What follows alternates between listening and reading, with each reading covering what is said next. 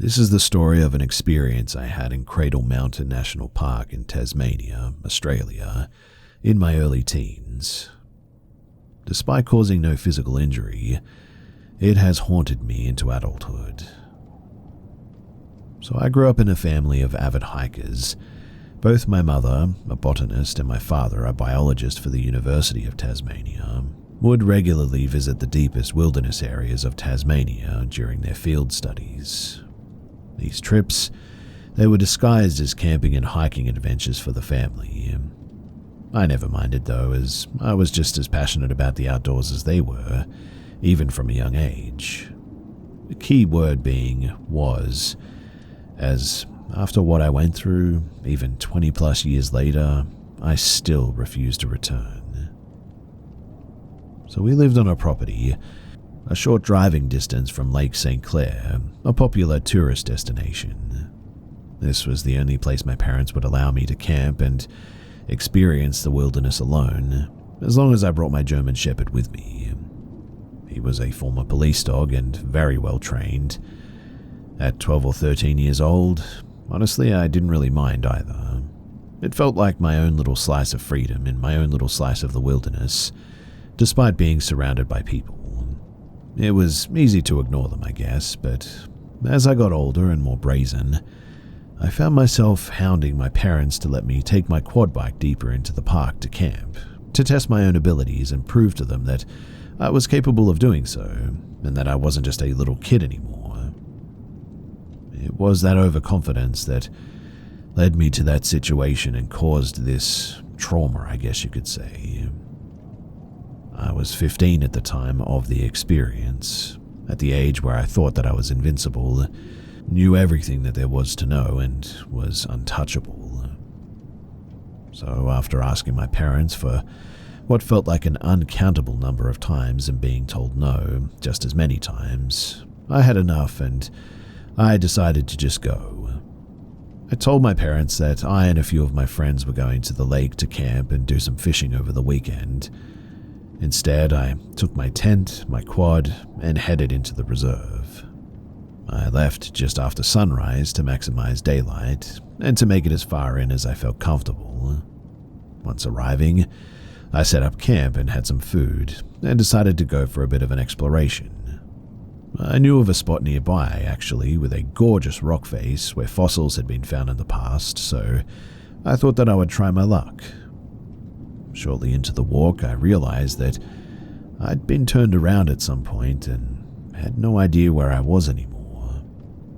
At the time, I didn't see it as that big of a deal, as I had a compass and knew that if I headed south, it would take me back to the lake, and that I could walk from there. However, by this time, it was getting late in the afternoon, so stupidly I decided to try my chances and make it back to my camp and quad bike so I wasn't walking back to camp from the lake in the dark, which in the end was a big mistake. It was about 4:30 p.m. and the sun had begun to dip below the tree line, casting dark shadows across my walking path. That's when the forest, all of a sudden, went completely silent. And when I say silent, I mean absolutely silent. No wind, no birds, no forest sounds at all, which made my heart rate skyrocket. It was getting dark, and the silence was all of a sudden suffocating. I just wanted to get back to my camp, light a fire, eat some snacks, and spend my night watching nature's television until I fell asleep. But right then, that's when from every direction, I would hear the sound of twigs cracking and something moving in the canopy above me. It was no big deal at first, probably birds or some other sort of small animals, I thought. But then, as clear as day, "Hey, come here." At first I felt relieved, as I thought somebody along the trails had seen me, noticed I was a bit disheveled, and wanted to help. But looking back, I saw no one. Then it happened again, but behind me this time. The same voice, but I noticed it was coming from up in the trees. I responded, "I can't see you. Where are you?" and asked for some help because I thought that I just couldn't see the person calling out. But then it happened again, this time from my left. And it was then when I decided to run. I took off into the brush and ran for a good 2 minutes before I stopped to catch my breath and look at my compass to start making my way towards the lake. I was terrified but felt that I had covered enough distance that I wasn't in any immediate danger now. But seconds after checking my compass and starting to walk, I heard it again. "Hey, come here." But this time, it was right behind me. I spun around and I saw absolutely nothing. So I began sprinting again and didn't stop this time. The last thing that I heard before bursting out of the trees onto the lakefront was the most evil, demonic laugh that I had ever heard. It sounded like 3 people laughing at once. I immediately called my parents to come and get me, told them what I did and what happened, but they were more focused on my disobedience than my experience, which honestly I was shocked by. The moment that they picked me up was the first time that I felt relief, and I genuinely just cried the whole drive home. I didn't sleep properly for days after that. My dad went and picked up my quad and tidied up my camp and all that. And since that day, I have never stepped foot away from that lake when being out there. If anyone has had any experience like this, I would genuinely love to hear it because it took my passion from me. I truly miss being out there, away from society, but after this, I just cannot bring myself to do it again.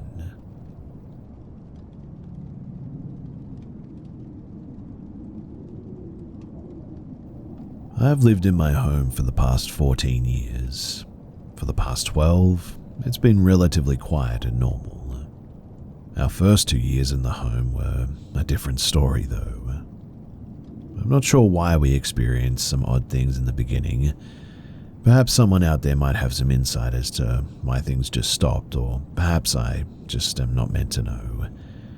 Whatever the case, here's what happened. So our house isn't anything that you'd think of when you think haunted. There's been no murder here. The house was built in the mid-80s, and as far as we know, it's not situated on a Native American burial ground of any sort. Just your typical American single-family home on a typical neighborhood road. In any case, we moved in and we got settled pretty quickly. After a couple of months, we started noticing issues with our front door. It kept opening on its own for some reason. We'd be sitting in the kitchen eating dinner and the door would just sort of swing open. Weird, but explainable. My husband figured that it was likely a loose doorknob or something. We did have a bit of a bad habit of not locking our doors as well. We live in a pretty quiet, rural-ish neighborhood, and we also own 2 200-plus pound mastiffs, and if you can get past them, well, you're pretty much welcome to whatever you want to steal. So perhaps the wind was to blame is what I'm getting at. Tightening screws never fixed the issue. So off to Lowe's, my husband went to procure an entire new door handle and lock. We installed that and we waited. A couple of weeks later, we were all watching a movie in the living room and that door swings open on its own accord again. We decided that it's likely from the house settling and the door frame might be slightly skewed or whatever, so in the end we just go on with life. But then the animals started seeing things that we couldn't. Like the cats would stare in unison at a spot in the room, then track something moving across the room. The dogs would suddenly go on alert and bark with their hackles raised.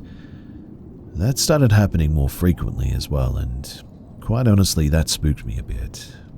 I mean, I trust my animals and they didn't act the fool over pretty much nothing.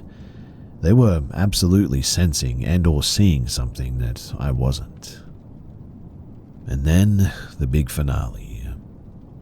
So about 1.5 years after we moved in and had these minor little instances that could be explained away or shrugged off, something happened that we really couldn't explain. Something that truly shook us to our core. It was around the holidays, right after Christmas. The kids were in bed. It was late, past midnight.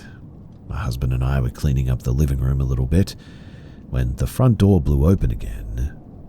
That hadn't happened in a while, but it didn't really even register, I guess. I shut the door and decided to secure the deadbolt, concluding that it was perhaps a bit more windy than usual out. My husband and I decided to head to bed and pop a movie on Netflix, and we settled in with the lights out and began our movie as we settled into sleep. I'm feeling totally relaxed and about to drift off when we hear a loud crash from the hallway. It startled both of us to full alertness, and I tell my husband to see what the heck that was. My husband goes out into the hallway and into the bathroom that is right across the hall from our room. He comes back to our room to report to me that the decorative snowman that had been residing on the back of the toilet since right after Thanksgiving was now on the floor, smashed to bits. He said that it was weird though, because if it had just slid off somehow, it wouldn't have been smashed violently enough to cause it to break into so many pieces. Plus, the crash that we had heard wouldn't have been so loud. It was as if the figurine had been violently thrown to the floor on purpose. Well, I investigate. Was the washer on, possibly vibrating the floor? No. Were one of the kids up and perhaps they did it? No, both still sound asleep. Any animals that could have gotten into the bathroom and done it? No, the cats were in our rooms with us, and one dog in her crate and the other was snoring in my son's bed with him.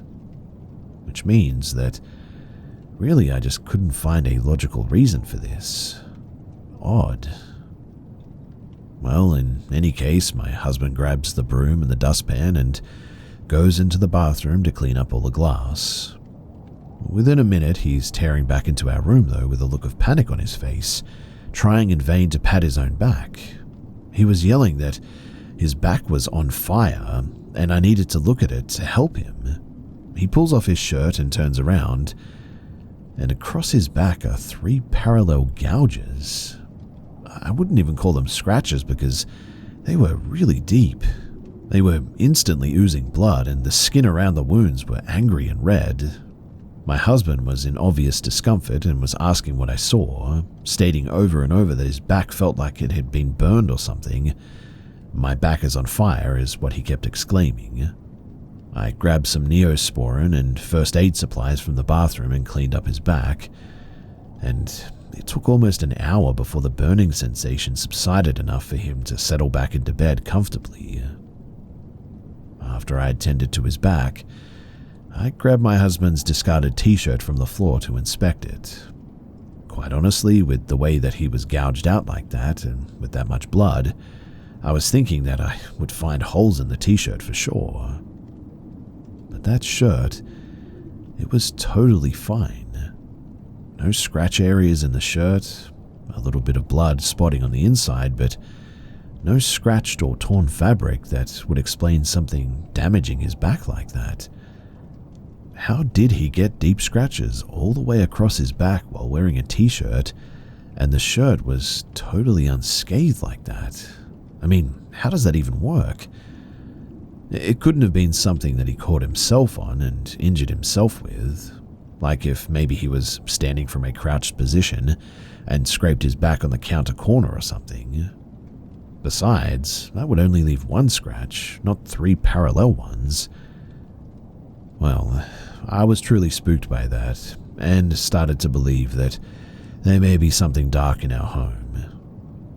I'm not much on organized religion, but I do believe in a higher power, and I was spooked enough that night to both pray aloud for protection for my family, as well as loudly rebuke anything that would have been with us in that house. I didn't expect much from these actions, but was scared enough to go through the motions of telling this invisible scratcher to get the heck out of our home. We eventually got back into bed, and eventually we also fell asleep. After that night, there was another instance or two of the front door opening on its own, but other than that, it was all clear and quiet on the home front. And then, nothing weird. and that was like 11 or maybe 12 years ago now. I really don't know what to think about the entire experience. The front door issues, they could have just been a faulty door or really windy nights. The scratches, however, I truly cannot explain that with any logic, regardless of how hard I've tried. So, what the heck was that? A demon? A ghost? An accident? Why did we have just one giant traumatic event and then radio silence? Has anyone ever experienced anything similar to this? I sure don't have any explanations or answers. Really, I just have more questions.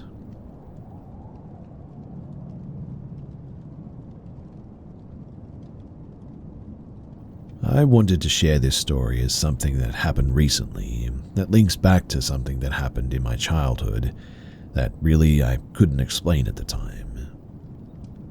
So I, 25 and male, grew up in a small village in rural England with both my parents and two siblings, one brother and one sister. I always loved the paranormal for the entertainment side, but I never truly believed it myself. I watched debunking shows all the time, like Fact or Faked, and readily enjoyed arguments against experiences that people had. Our house sat not far from local farmland. A few roads led to the entrance to the local woods, which separated the village from the fields next door.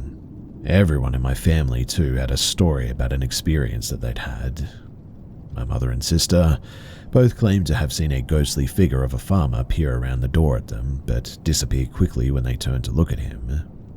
My mum also claims of dreaming about twin girls standing over her bed at night. My dad never suffered from night terrors prior to moving to this house, but began in earnest around a year after we first moved in. My brother had less dramatic encounters, but claims the feeling of something in his bed at 1 a.m, pressing down on his side with force. All of this I never believed, and I'm not sure I even do now. I mean, we're all avid horror lovers, and all of these felt to me like cheap versions of what you'd see in like a B-rated ghost movie. Well, for 14 years I've lived in this house, and I've never experienced anything remotely odd or out of place. When I was 16, the first real strange thing happened though. But when I was 16, the first real strange thing, I guess you could say, happened. Our home has 3 floors in a very narrow terraced house. The first floor had my siblings' bedrooms, and the top floor had mine and my parents'. As the stairs curved at the top, you immediately face my parents' room, and turning 90 degrees right would face my own. After a movie, I was heading up to play some video games for the evening. The lights were off on the top floor, but with a quick turn to my room, I didn't bother flicking them on, as I would usually just turn on my own after entering my room anyway. As I approached the halfway point on the flight of stairs, there was an incredibly bright flash of blue light that highlighted the entire floor. Ordinarily in the dark, you could only make out a few features of a room with the door open, but this light took the whole floor from night to day practically. The blue was striking, and I distinctly recall being able to see right through to the back wall of my parents' bedroom. The flash only lasted a few seconds, but I could clearly make out that it had originated from, well, my bedroom. I did the bravest thing that I could think of, and immediately turned 180 degrees and legged it back downstairs. I remained down there for an hour or so and explained it as best as I could. I landed on the explanation that it must have been a police car or something, sirens on silent, but that would explain the blue and why it didn't last so long. When my parents finally went to bed, I followed and was immediately greeted by my closed bedroom door, which instantly had me questioning, well, where the heck had that light come from? I was creeped out but moved forward. Nothing else weird happened, so I chalked it up to just either the police car still flashing under the doorframe or my wandering imagination, I guess. And it didn't bother me again until a month later. My girlfriend had come to stay the night one night. My parents were fairly relaxed, so even at 16 they were happy to let us at each other's homes on the weekends. We had gone to sleep relatively early for our age, around 10 p.m. if I had to guess.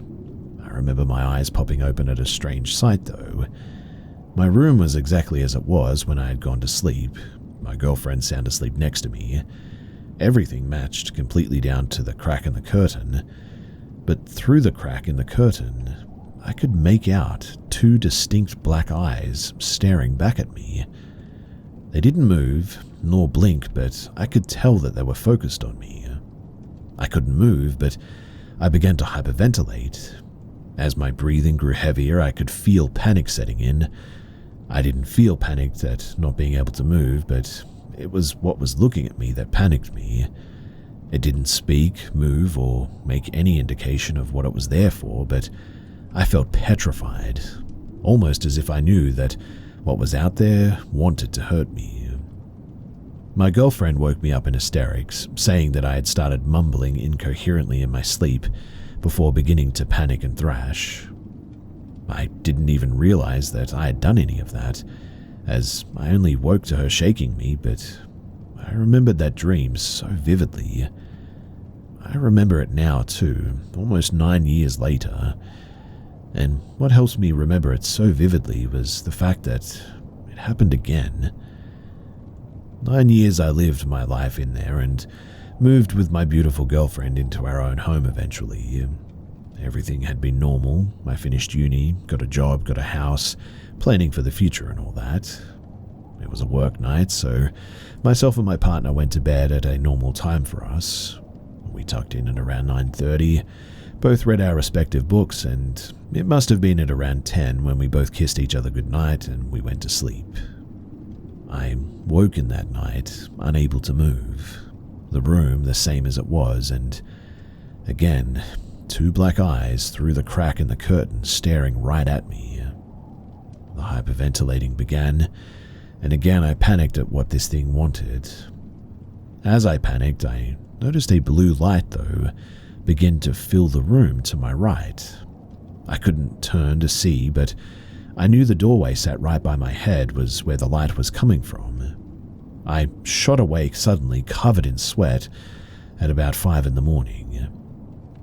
I don't know if I had mumbled or thrashed in my sleep, as my partner was still zonked out that night.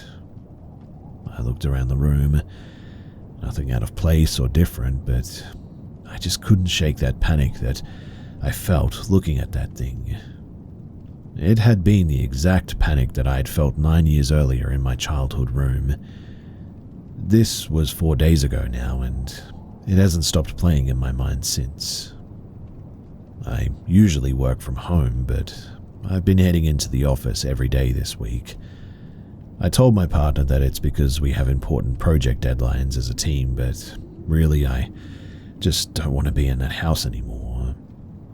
I've ordered clothes pegs from Amazon to ensure the curtains are fully closed at night from now on.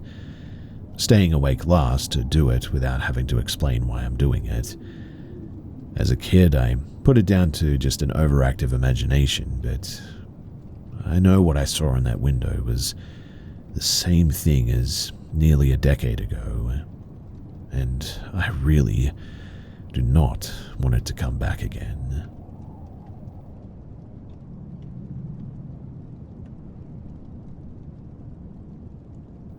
I live in the Appalachian region of the USA, more specifically the foothills of the Blue Ridge.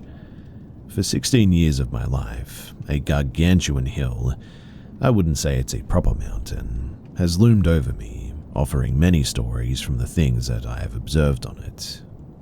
While many things have occurred while on this hill, all the events that have spooked me happened after I crossed a certain threshold.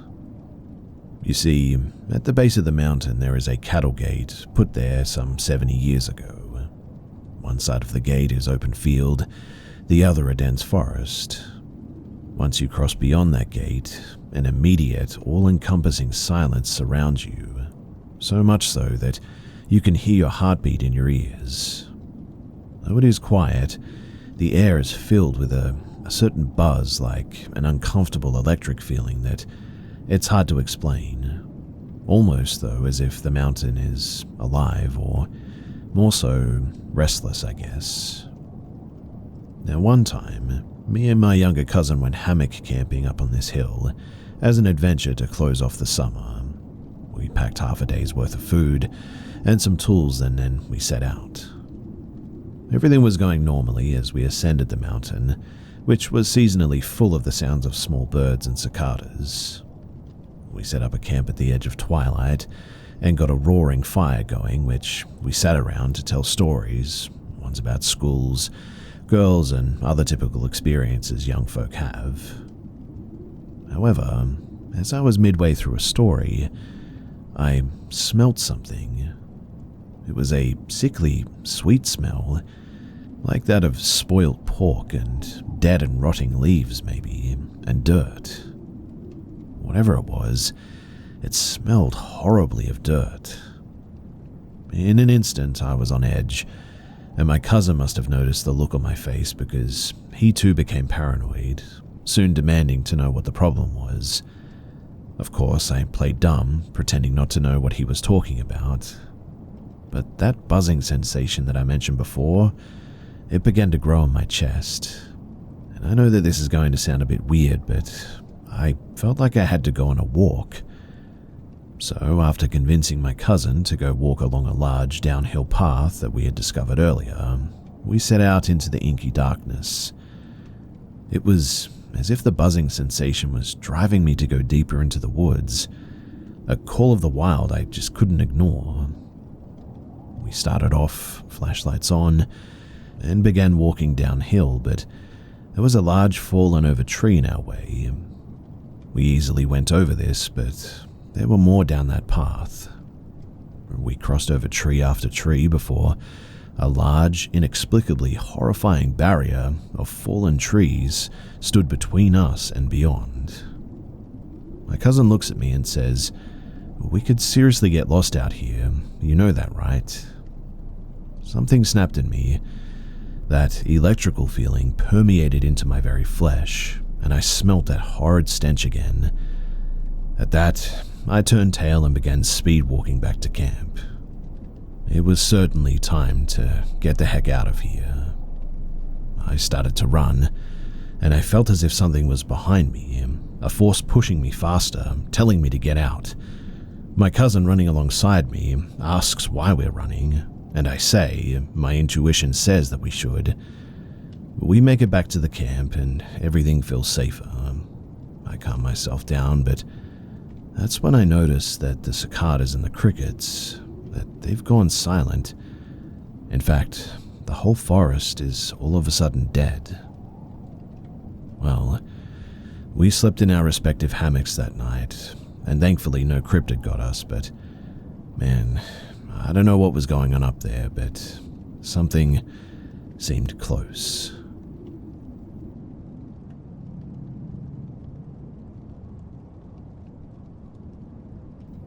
It was around 2007 when I had an eerie experience that I still cannot fully explain.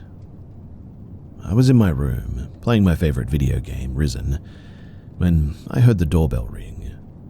I didn't pay much attention because my friend went to answer it, but after some time the bell rang again, and my curiosity grew because if she went to get the door, why is it being rung over and over? My friend later came to me, visibly shaken, saying that she had seen something paranormal. I didn't believe her, and decided to check for myself, but she told my mum too. We lived on the 5th floor of an apartment building, with stairs just outside of our door. When I peeked out, I saw a woman in traditional clothing, a blue and white salwar kameez, standing against the wall on the stairs, a foot from my door. Her face and her feet were hidden. It wasn't frightening at first, but the strange part was that whenever I opened the door, she just wasn't there. Yet when I closed it and looked again through the peephole, she reappeared. I checked the keyhole for tampering, but no, it looked clear. That's when fear set in. and I locked the door and returned to my room. But the air felt colder and my room looked darker all of a sudden. The bell rang again, repeatedly. My mother ignored it and asked us to ignore it too, which only added to the tension. My friend, out of curiosity, checked the keyhole and later claimed that she saw an eye dripping with blood staring back at her. I found that hard to believe, but the strange occurrences had me questioning everything. We eventually called security. The guard didn't find anyone, but did discover an airtight plastic bag filled with water near the door. We had no idea if it was a prank by a neighbor, but it definitely unnerved us further. Thankfully, the bell ringing stopped after that as we kept ignoring it. Now, the next day I checked the keyhole again, and at first there was nobody there. But when I checked once more, the woman was back in the same spot. At that moment, I realized I was being toyed with. I decided to stop looking and avoided the door after that. A few days later, there was a power outage.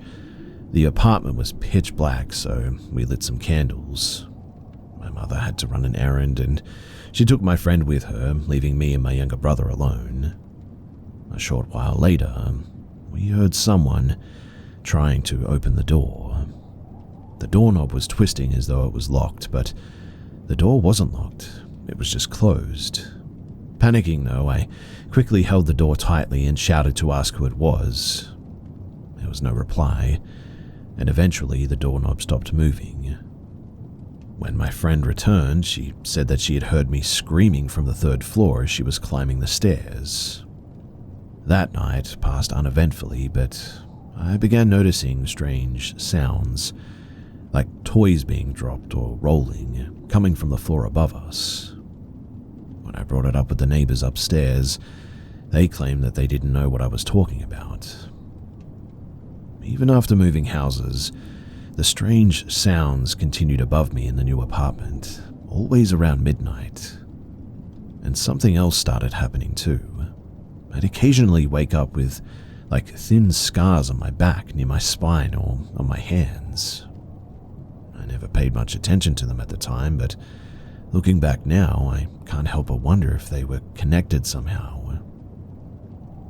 I have since accepted the existence of supernatural activity to be the work of jinns, and now that I look back on it, thankfully they were not the dangerous ones among their kind. If anyone's interested, then Google up jinn history or search about them. Otherwise, here's the spoiler. So, there are different species here on Earth with humans. They have their own dimensions and are created with smokeless fire. Christianity refers to them as demons, but Islam gives us more details. There's details from outside religion too as well, but that's a whole nother story. In any case, I truly believe that what we experienced was a jinn or a demon.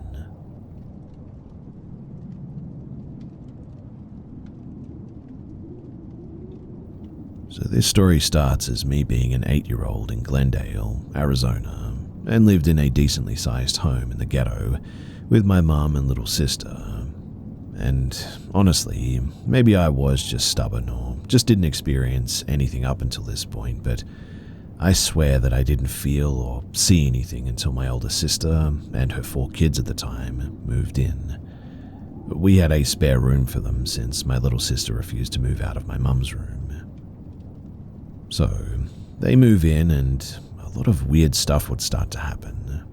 Like, for instance, our soccer ball in our backyard randomly heard being kicked, or the ball could be heard hitting our wall outside, and from time to time you could hear someone on the roof running back and forth. And one night, everybody was in the house and we were awakened to a scream in my sister's room where her and her kids all slept.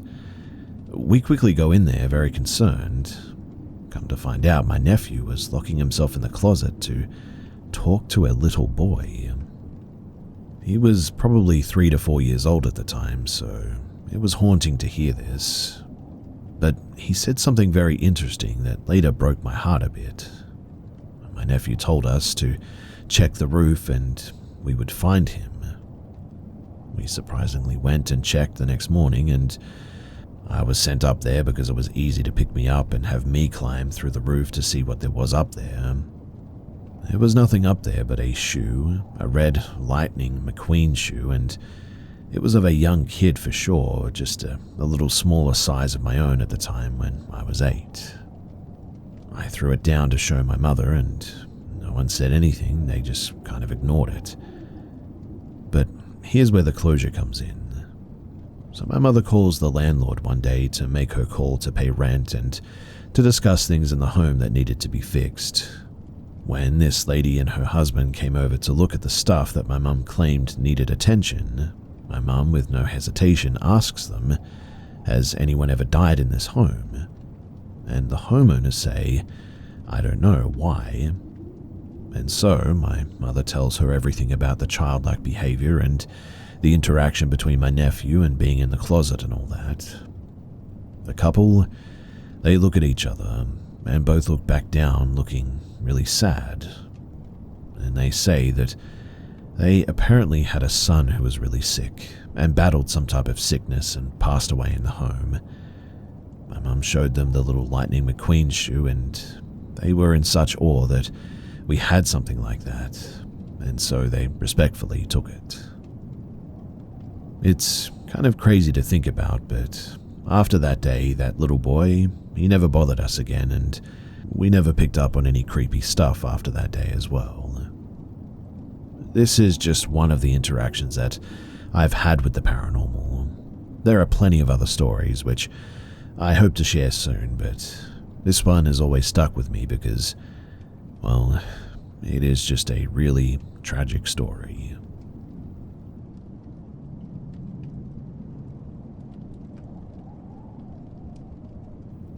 I've been haunted since I was 11. A little girl in a white dress with long black hair, she would paralyze me around the time that I started experiencing a lot of negativity in my life, with addictions and verbal and physical abuse.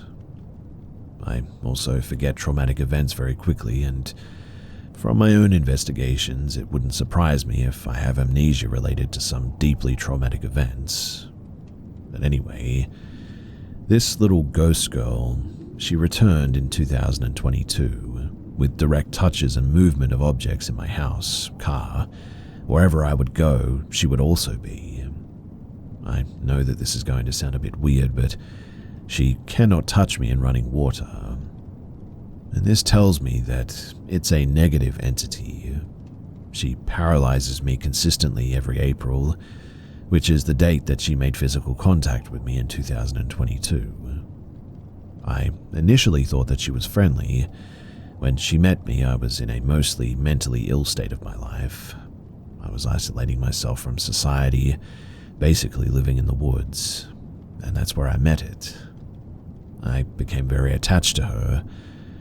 On contact, I could suddenly hear a separate voice that felt as if my own mind voice was being temporarily hijacked, though. There were a few love-bombing moments of incredible unconditional love being beamed at me when I was in an almost, self-deletion, depressed and hopeless state. I told her that I want to marry her while I was in a shower.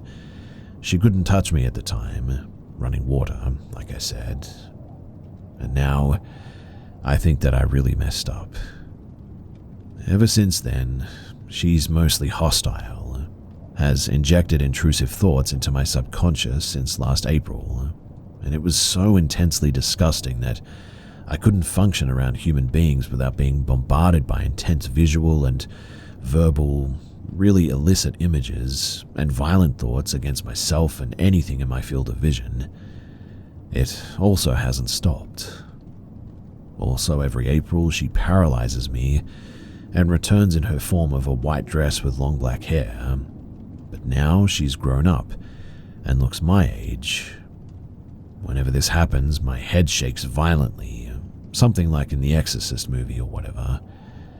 Multiple times of hallucinations where she shakes the heck out of my paralyzed body, making creepy zombie noises or saying my name with a nice feminine voice. Honestly, it's killing me too. She now seems to be able to take over my muscles in my body and move them if they're relaxed.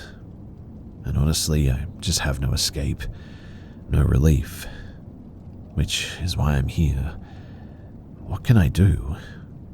I'm wondering if this is just a different entity taking on the mask of a little girl that haunted me as a kid, or if the positive unconditional love experiences were a separate, less hostile entity that simply left me with this creature. Honestly, I have no idea.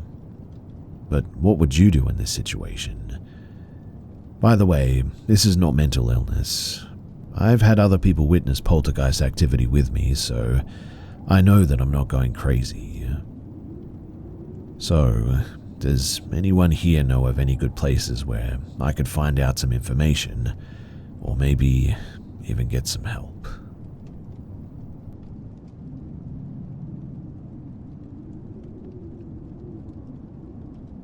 I've always grown up around weird, unexplainable experiences, so knowing that moving in with my best friend, who has a lot of weird encounters on her property, really didn't bother me at all.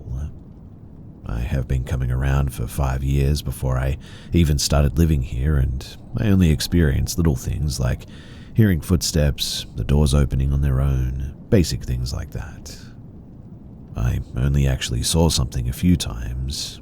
It was over the summer, and I was basically already living at her house because of how often I was over there. But the following stories are from before I moved in.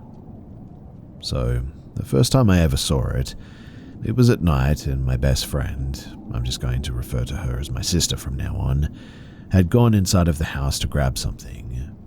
I was standing on the porch. Dad was out with the dog and a flashlight, so that was how I was able to see it. What I saw was a creature with pale, tight skin that didn't seem to fit all of its bones. It honestly looked a bit like large animal bones shoved inside of human skin. It was crawling on all fours towards the road, so it wasn't facing me. It didn't even acknowledge me. I just watched it until she came back, and then it was gone. It wasn't like any animal or thing that I had ever seen before, though, and I assumed that I was just seeing things, so I didn't tell her until a different night on the porch. She told me that she had seen something before too, and that it has apparently always been around. She never said anything to me either, because she also thought that she was just going crazy, but she described the same thing that I'd seen. At my sister's graduation party, I had gone out to the swing set with this girl. It was just us two. Everybody else was still on the porch or inside of the house, and we were perfectly far away from everyone. We were shouting, screaming, trying to freak them out from where we were, since all we had was a light on, and at the time they didn't realize that we had gone there. It was more like manic laughter, I guess, and witch noises, not actual screaming, so they would know for sure that it was just us. Still a scary thing for a group of cross-faded people to hear, right? Although I was fully sober at this party, so I know what I saw was real. I kept seeing something running around us in what I assumed was circles.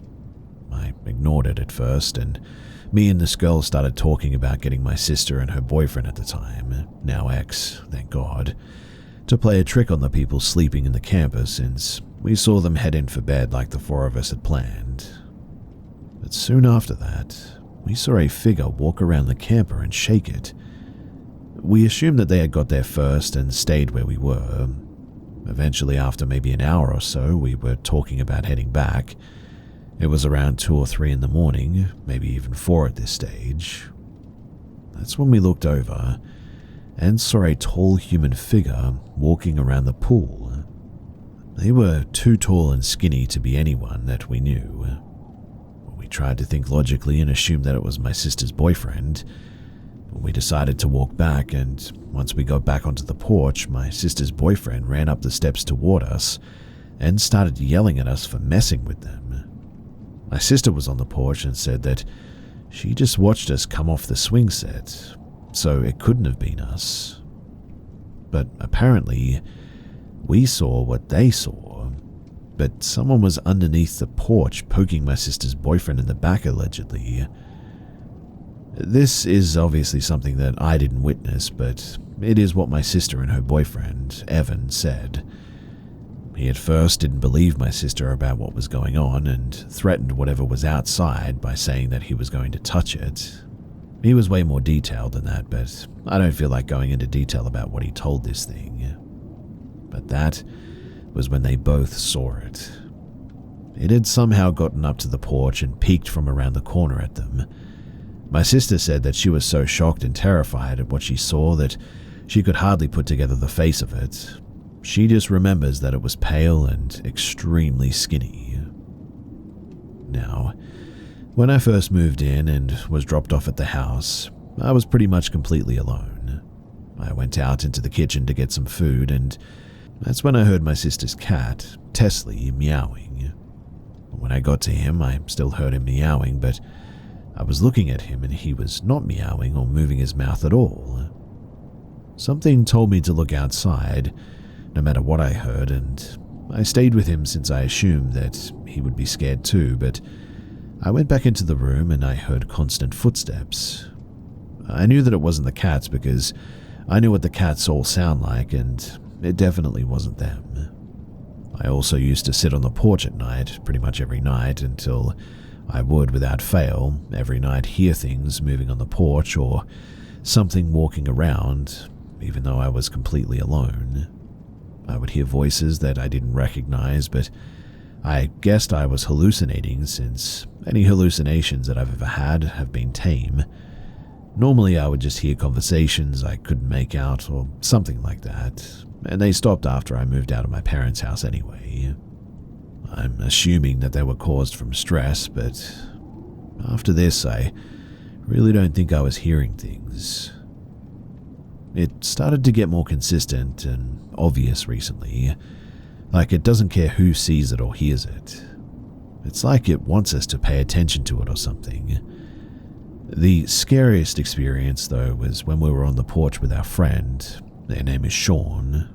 We were in a hunting blind and we were smoking together, but I wasn't high or anything, and Sean wasn't high at all. I believe that he has a much higher tolerance than my sister and I, but we were talking about it, mocking it, and just sort of joking about everything that we had seen. My sister stuck her hand outside of the tent and pulled it back in almost immediately while screaming that something had apparently touched or grabbed her hand. I assured her that it was just a bug or something, and honestly, I wanted to believe that it couldn't have been the creature or anything. For a while, we just heard footsteps and such until we all heard a male's voice speaking to us. We couldn't really make out what it was saying, but it was definitely a male voice. I thought it was Dad trying to scare us at first, so I yelled out to it that we could hear it. But there was silence. I continued to insist that it was just Dad messing with us, but nothing happened until we heard the whispering. Now that I think about it too, it did sound a lot like Sean, but I was looking at him and so was my sister. She started crying because she heard the same thing that I did, and so did he.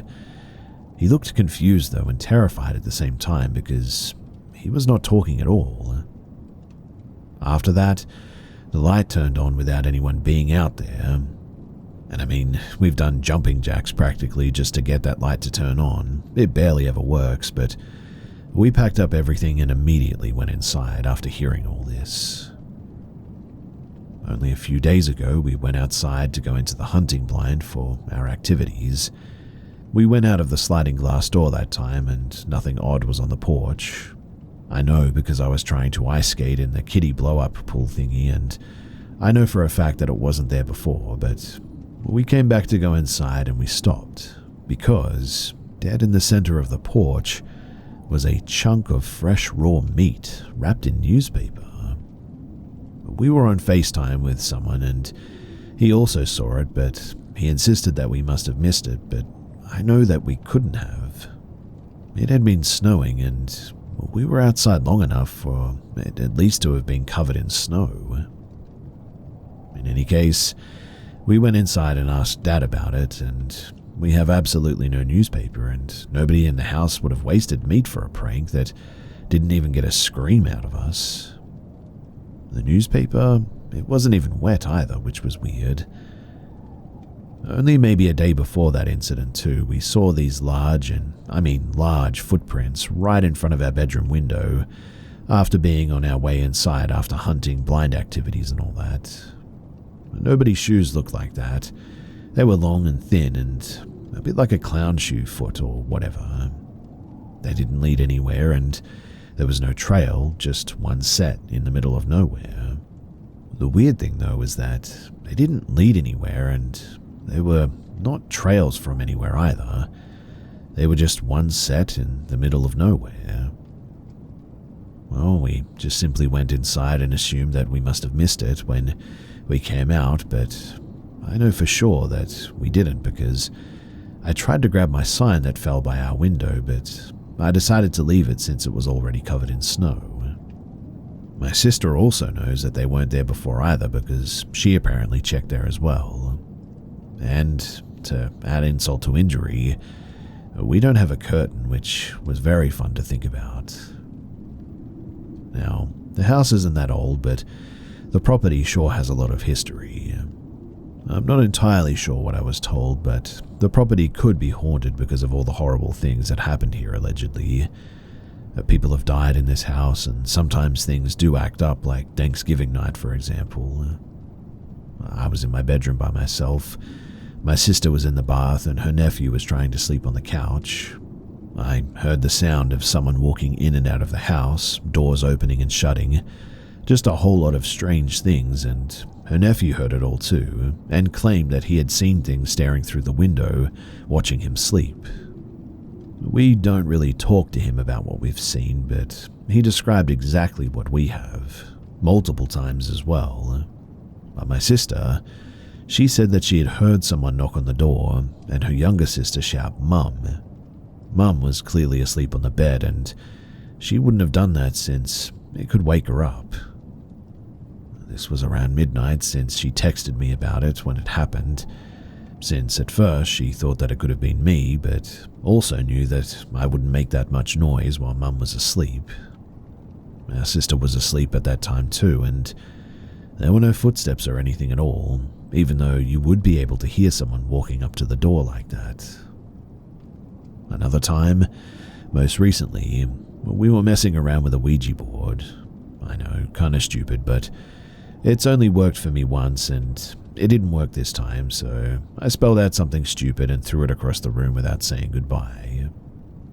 Later that night, I swear that I saw a little boy running into our aunt's bedroom. I went outside to tell my sister what I saw, and thankfully we didn't have anything happen related to that kid after that. We did randomly get a strong feeling, though, that we were being watched, or to not look outside or into the yard or whatever. I've never been afraid of the dark, but I've had these feelings before at my parents', so I'm really not sure what else to think or feel. And well, really, that's about it. Obviously, more things are probably going to happen, and if they do, I'll be sure to update all of you guys.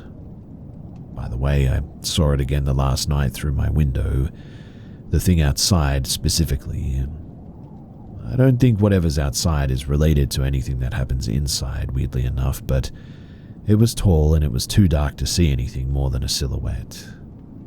It looked to be maybe about 6 feet at least, and it had longish fingers, or claws I guess you could say. I don't know, but they looked sharp. I looked at it for a good minute, and it didn't go away, so I don't think it was my mind playing tricks on me or anything. At first I thought it was a reflection of everything in my room on the window, since there was some TV light. I left to go to the bathroom, and I came back to my sister in the bedroom with the light on, and I could clearly see the reflection in the window, and that's when I knew that it couldn't have been anything in the room making a shape like that. Not long after, my sister left again, and I saw it put its hand in front of the window while I was sending a voice note to some of my friends who know what's been going on here. It even tapped on the window 3 times. My sister came back and I immediately asked her if she had heard it or was tapping or something. I got up and looked out the window to find, well, absolutely nothing. After that, I sat back down and we sat in silence for a few minutes until we heard movement, and a sort of backwards whistling is the best way to describe it. After that, nothing else happened, and if it did, we just ignored it anyway. This hasn't happened before, but my sister doesn't seem that freaked out by it. I'm not sure if I am either, to be honest, but I guess it just sort of feels normal at this point.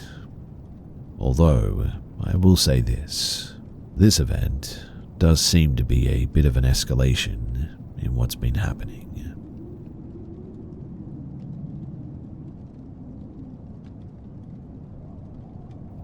About a few months ago, my fiancé, male and 27, and I, female and 24, were upstairs in our bedroom. Next to our bedroom is a spare bedroom that my fiancé and our roommate, male and 24, use as a bit of a man cave or gaming room.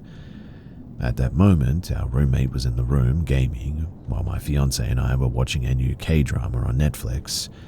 This K-drama was about a guy who was a fake shaman, and he tricked people into believing that he was real with the help of his sibling or friend.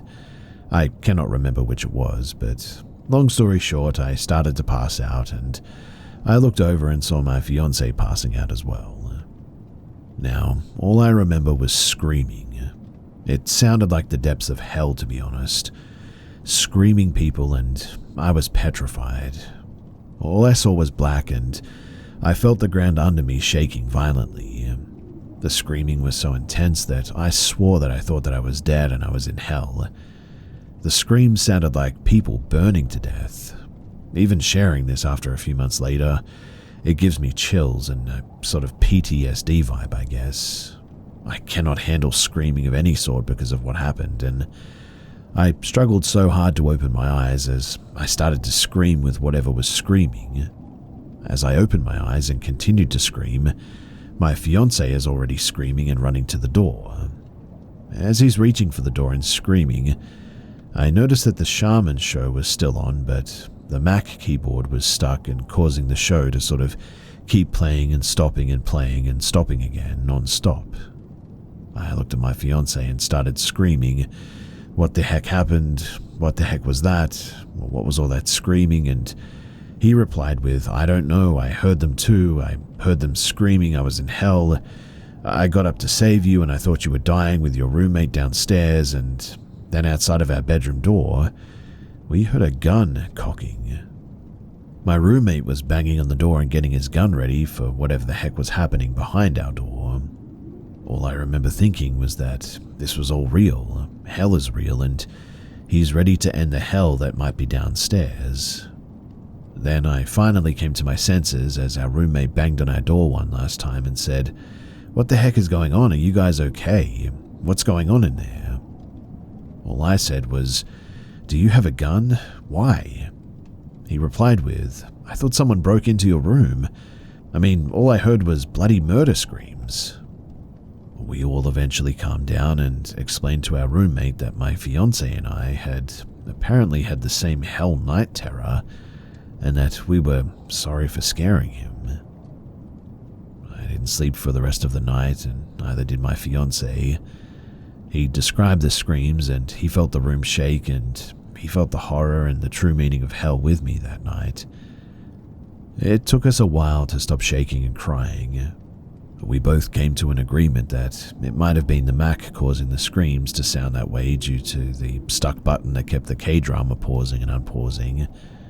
But I went through that K-drama episode, and there was not one scene where anybody was screaming, let alone screaming bloody murder like they were being burned alive. My fiancé is a very religious man, and he believes that it must have been the shaman show.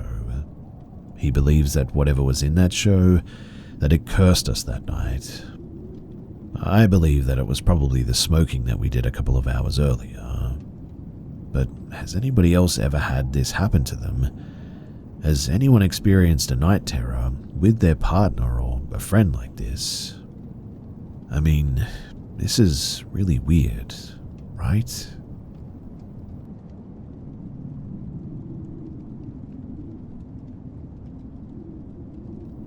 So my friends and I went to a local haunted spot called Ghost Road. We had some spooky things happen, I guess you could say. Orbs moving around, shadow figures, sounds of footsteps, etc.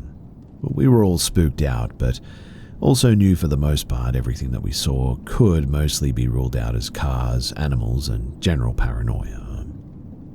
Afterwards, too, we went randonauting. Hopefully you know what that is.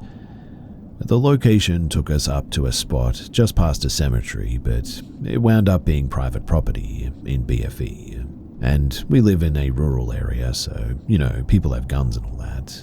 So we decided to stop and just pause for a minute. Now, I'm a very spiritual person, I fully admit that. So I started trying to feel some stuff out, and then I did. So I started guiding us by vibes alone. We eventually wound up in even more BFE surrounded by open fields. We got out of the car and started blindly walking around.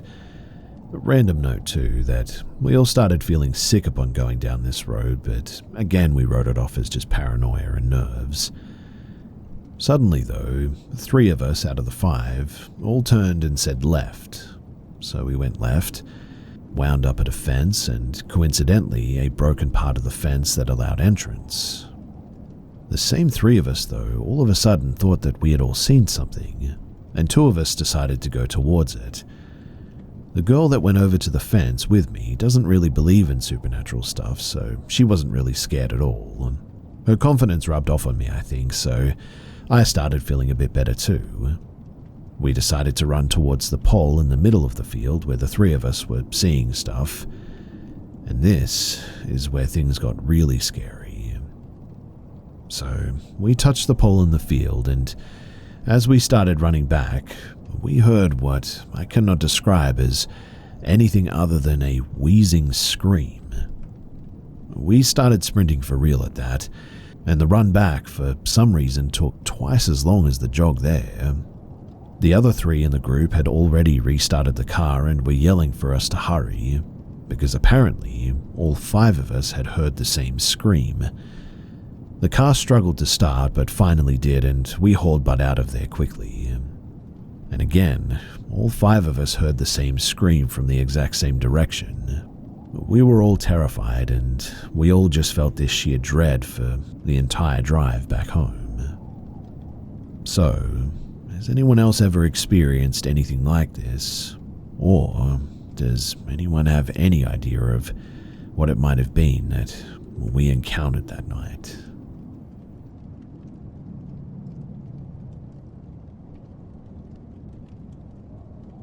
This happened approximately 10 years ago, around 2015 to 2016. So I was living with someone at the time who worked an opposite schedule as me. He worked graveyard and I worked during the day. So when I was getting up to get ready to leave for work, he was just coming home usually. On the nights during the week, I obviously would be at home by myself. And one night during the week, I was feeling especially lonely and my favorite toy unfortunately broke and died, so I decided to drive downtown to the 24-hour adult store to buy another one. The town that I live in is a mid-sized suburban town, filled with mostly residential areas. The main downtown area was essentially one small area on the way to the freeway. My apartment was 10 minutes away. So I pulled into the parking lot behind the adult store. The parking lot was dark and had multiple entries all around that led to the bars and the restaurants as well as the store.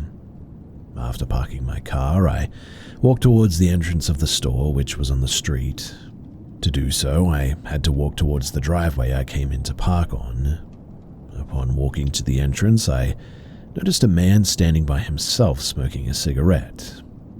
It was 1 a.m. and not normal just to see only one person standing by themselves. Though I figured that he was one of the patrons from one of the bars on the block taking a cigarette break or something. As I walked past him, he said hi, to which I responded with a quiet hi back, but didn't make eye contact with the man. Upon passing him, I had a better look at his appearance. He had a shaved head, wore a long white t-shirt with shorts hanging past his knees. He had on a pair of sneakers accompanied with some tube socks that covered his shins. This is not unusual to see in my town, but I was more concerned that he was sitting by himself and instantly took an interest in me as I walked past him. Now, after passing him and continuing to walk to the store, I saw, out of the corner of my eye, the man proceeded to follow behind me. When I say follow, I don't mean he coincidentally was just walking behind me. He immediately followed right behind me as soon as I passed him, making a point to maintain the same walking speed. Obviously, I did not know this man's intentions, but a man by himself late at night is a recipe for trouble in my books. As I looked down the dark and empty street, I weighed out my options of where to go. Initially, I thought, well, I'll just keep walking, so he doesn't know that I'm going to the adult store. But since it was 1 a.m. and there was no one on the street, I thought that could be more dangerous. Then I thought, just go into one of the bars. But then I thought that would give him an easier introduction to approach me. So then I realized my best bet was to continue into the store where I know was well lit and people who could see me. I proceeded to shop for what I came for there. The man entered the store behind me, but hung out of the front store so as to not look like he was following me around, I suppose. He wasn't even pretending to shop. He literally just sat at the front waiting. As I was shopping, I heard the man make a sort of tss sound, to which I ignored it. Clearly, he wasn't getting the message, and he continued making the sound as I continued to shop without noticing. Eventually, I walked up to the cashier, who was completely oblivious to what was going on, by the way. I tried to whisper to the cashier, "Do you know that man, or does he work here or something?" The cashier asked me to repeat what I was saying. I asked again, but still spoke in a quiet voice. Not understanding my attempt to be discreet, the cashier responded, "I can't hear you. Say that again?" At this point, I felt like my cover was blown. So in a more normal tone, I told the cashier the man in the front followed me from outside and won't leave me alone. I explained my car was parked in the lot behind the store and that I didn't feel comfortable going to my car anymore. The cashier said, "Okay." The cash wrap area was an enclosed square-shaped counter to maintain distance between the staff and the customers. The cashier walked to the front by where the man was and from behind the counter told the man to leave. He then came up and assured me that he had told the man to go away. Though the man did not, in fact, go away. He continued to stay there. Given that I didn't want him to follow me to my car, obviously, I stayed in the store and pretended like I was still shopping, even though I'd already found what I'd come in for. I would occasionally glance to the front to see if the man was still there, and he was. I kept going up to the cashier, explaining that the man hasn't left, so he went up to the front to talk to him again. I heard the cashier say, "Enough already, leave the store," and while he was doing this, I went to the far back end of the store to remain out of sight. By the time that I'd circled back to the cashier, I noticed that the man was no longer in the store. The cashier said that he repeatedly and more assertively told the man to leave. He said that the man claimed that he didn't understand English. The cashier then said that he pulled a baton that he kept under the counter for protection, held it over his head and asked the man, "Do you understand this?" To which the man finally left the store. Well, I made my purchase but was still worried about walking to my car, even though I was parked in one of the first spaces when you come through the driveway. The cashier pointed at a small TV behind him that had 4 angles of CCTV footage. He assured me that the man was gone, and if I saw him to come back to the store. He also said that he will see me when I walk to the car, and even though I would have felt more comfortable with him walking me to the car, I understood that he was by himself and really couldn't leave the store unattended with customers. So, after making my purchase, I sped walked to my car. I always have my keys at the ready when walking to my car, so I promptly pressed the unlock on my car remote, got into the car, placed my bag of purchases on the passenger seat, and proceeded to start the car. Once my car turned on, I took off the e-brake, put the car into reverse, and while putting on my seatbelt, I looked in my side view mirror to back out. And it was at that point that I saw that man in the side view mirror full-on speed walking right to my driver's side door. I was driving an Accord at the time, and that model automatically locks all the doors when you take the car out of park. And as soon as I saw him, I hit the gas and violently pulled out of the parking space. I pulled out so fast that it startled him and stopped him dead in his tracks. He was standing right next to my driver's side door as I continued to pull out, and even had a go at trying to open the door. I gave him the most serious dead stare that I could, because I know that most predators play off the fear of their victims. The stare must have worked.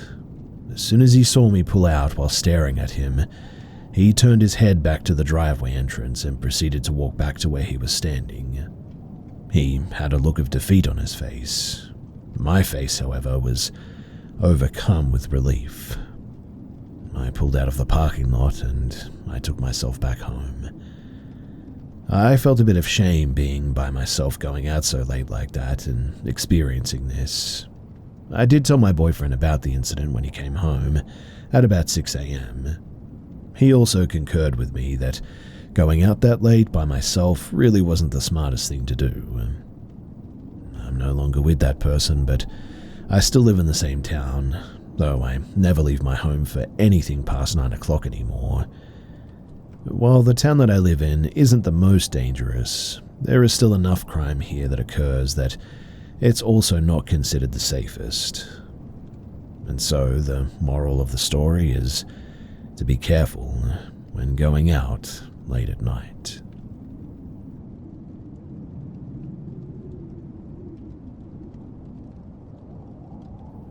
As a child, I had a lot of bad experiences at my childhood home. A lot of abuse, incidences, and overall just bad vibes. Very rarely did people feel at ease, and I was always terrified of the basement of that house. I don't know why, but growing up it was the scariest thing ever, and I had also refused to sleep alone until I was probably about 9 years old. I was always terrified of the mirror hanging over my bed. Now, I remember being downstairs and walking past a cabinet that held my grandmother's fine china. It all flew open at me and shattered on the ground. None of it had hit me somehow, but I'm still shocked to this day how that had happened, as the cabinets had been jammed and incredibly hard to open. Something similar to this was a very large heavy portrait of a bullfighter falling right behind me. You can argue that it just gave out after years of being hung up, but honestly, the nail was fine, so it was a bit weird. In any case, after my grandmother had died, things got weirder. That's when I finally agreed to sleep alone, and when I'd sleep in my bed, I could feel large hands stroking my back. I reported this to my mum one year, and she said that she had felt that before too. Sometimes it made me incredibly uncomfortable, and other times it would feel, well, sort of calming, I guess, as if somebody else was trying to soothe me to sleep. I also began to hear voices call me from downstairs, specifically my mother's, which I had never lived with my mother until I was about 12 or 13, since my parents were divorced. So, being the freaked out kid I was, I'd yell back down the stairs or taunt it back. This probably wasn't the best idea, I'll admit. Then my father died, and so it was just me and my grandfather alone in the house. I cannot remember if I'd hear the voices calling out to me or not, but I began to have these terrible nightmares. I had nightmares from the perspective of something that was watching me sleep. Its vision was green, almost like night vision, and it was standing in my doorway, just watching me. It had left and turned the corner down the hallway that led to my deceased father's room. In my dream, I woke up from the nightmare and screamed at it from my room. This prompted it to turn back around and start returning to my room, and that's when I woke up from that nightmare. Eventually, my grandfather got too sickly to care for me anymore, so I moved out to live with my mother. And to this day, that house has been the only place that I have ever experienced anything like that. I once visited it with my uncle before they renovated and cleaned it up. I toured the house again and realized that it was even more disgusting than I realized. The floors were rotting, the sinks were full of dirt, and just overall the house looked terrible. When we went out through the basement and turned around to go back in, I realized that we'd actually been locked out. That was weird because really that shouldn't have been possible. We had to go through the gate that surrounded the backyard to get back in, and I realized that the house, or whatever was in it, clearly didn't want me there anymore. And honestly, I'm fine with that. Years later, I have never visited that place again, and can only wish the family currently residing there the best of luck with it all. Oh, and I don't know if this is also related, but I also just remembered constantly being shifted in my sleep, like waking upside down all the time. I can't recall this happening since I had moved out, but that could have just been me moving. I'm not really sure, but it sure felt like somebody else was moving me.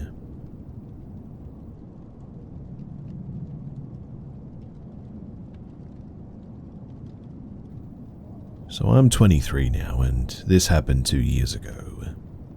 It was maybe 11 p.m. I cannot remember the exact day, but this always brings chills down my spine every time that I think about it. I've also only told 2 people in my life about it. Now, I'm not into the paranormal stuff at all. I know that it's odd that I'm sharing this here, but I'm just looking for any insight into what I experienced, I guess. Now, the basic layout of my basement, it helps explain what happened, so I'll give you the layout. There's a post to the right of my couch and a wall to the left. The only way to head to the washroom is to walk around the post towards the back of the couch and down the left side behind that wall. This is relative to the couch facing forward. And one night, I had to use the washroom, and as I was walking towards said washroom, I had this really strange feeling to just turn around, which, well, never happens. As I turned my head, all I could see was this human figure made of just light, standing on the other side of the couch. Now, this light wasn't bright or anything.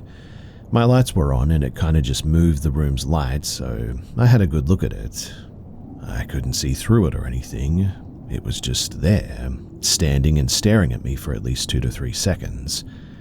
I felt nothing. My heart didn't race. I was just sort of fascinated, but it seemed like it was caught off guard at the fact that I was staring directly at it, so it ran, sprinted towards the opposite side of the room, and as soon as it passed behind the post, it completely disappeared. This was the only time that I'd ever seen anything like that in my life, and I've never had any paranormal encounters in my life besides this one. It was odd too, because it was like another person was in my house just curiously looking at me. It didn't have a face, but the best way that I can describe it is that it was a human form made of pure white light. But besides that, it seemed more scared of me than I was of it. It wasn't until it disappeared when I felt this urge of, what the heck just happened? I started to understand the weight of what I had just seen. Mind you, I was dead sober. I don't drink or smoke or anything. My house is only 6 years old at this stage, and no one lived in it before me. I don't have any dead relatives either, and honestly, I just have no idea what that was. So, is there anyone here who might know what that could have been, or maybe experienced something exactly like it? It was both a terrifying and, well, crazy experience.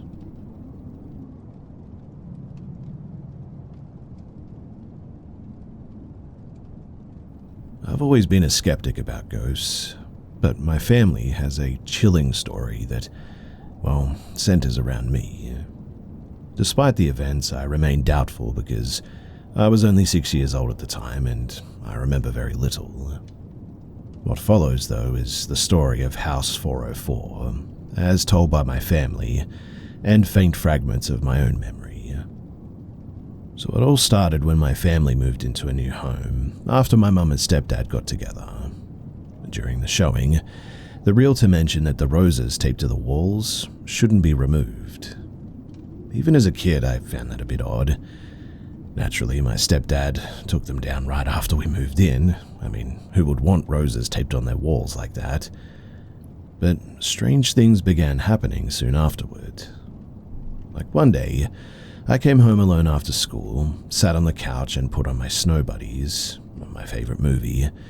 Though I hadn't noticed anything unusual before, I suddenly felt uneasy, as if I wasn't alone. Then I heard a pacing upstairs in my brother's room, the only room on the top floor. However, the moment that my brother got home, the noises stopped. This certainly wasn't an isolated incident either. My aunt, who stayed in the basement with my uncle, often heard footsteps upstairs when nobody was home. She too was a skeptic like me, but would often frantically call my mum to tell her about the walking that she could hear when everybody was away. She and my uncle moved out quickly in the end too. Our dog, Bear, a large Australian Shepherd mix, started acting strange too.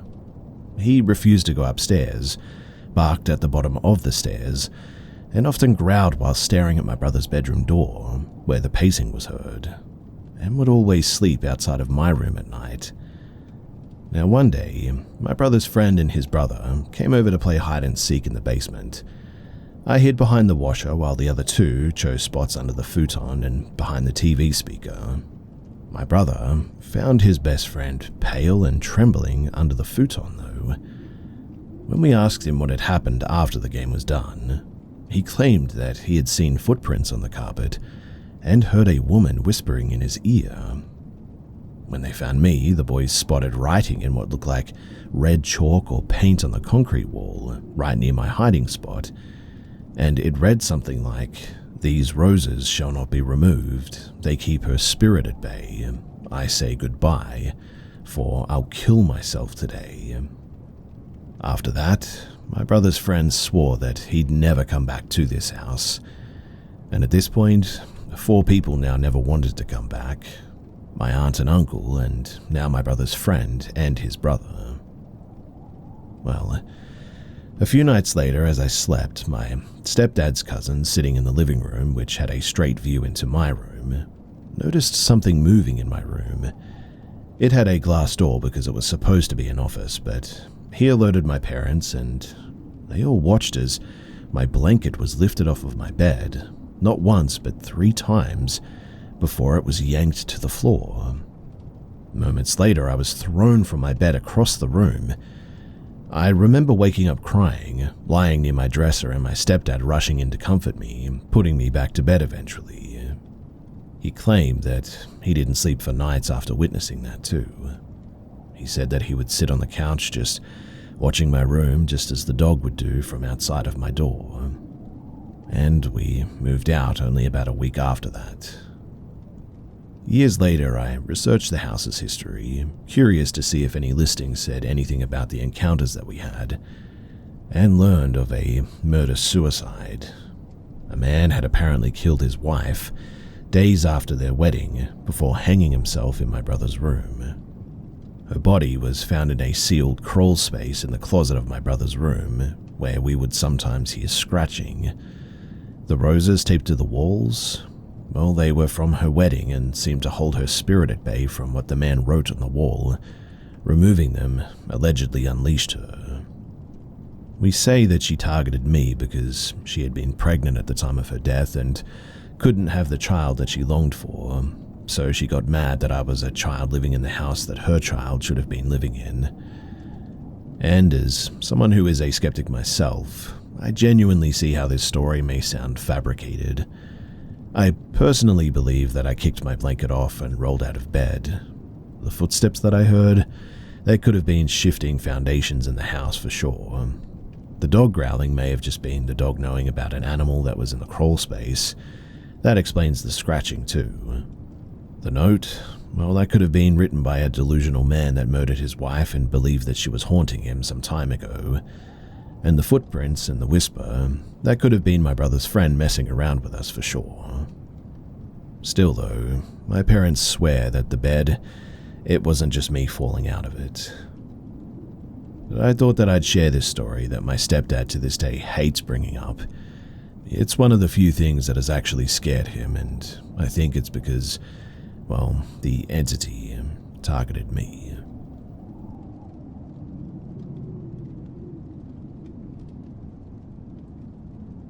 For some context, I work in a small private airport as an admin. The building itself, well, imagine it's a big rectangle. At the front there are 2 offices, mine and my supervisor's. In the middle there is the check-in and the security, a waiting area and washrooms, and at the back at the end of the long hallway, there's a kitchen and the control room. There are usually about, I would say 2 to 4 people here at all times, not including when passengers come in and out, which is generally at scheduled times of the day. Now, yesterday I was washing some dishes in the kitchen with no headphones on, no music, just the sound of the water running. The sink looks into the wall, so naturally I was standing with my back to the door when all of a sudden I heard a man's voice go, "Hey, how are you?" I immediately turned around, thinking that one of the control room guys had come in and said hello, but when I did, there was no one there. Then the realization dawned on me that that wasn't a voice that I recognized, and it had happened right next to my ear as well. No footsteps were going in and out of the kitchen. The door into the hallway was way too far away for anyone to run out so quickly without me seeing or hearing them at least.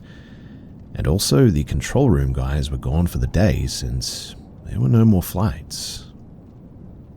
I stood there paralyzed, looking toward the only entrance in the room for a whole minute. My arm hair stood on point, and I just had a feeling that somebody else was in that room with me. The voice itself sounded a little bit muffled almost. Far away, I guess you could say, but not at the same time.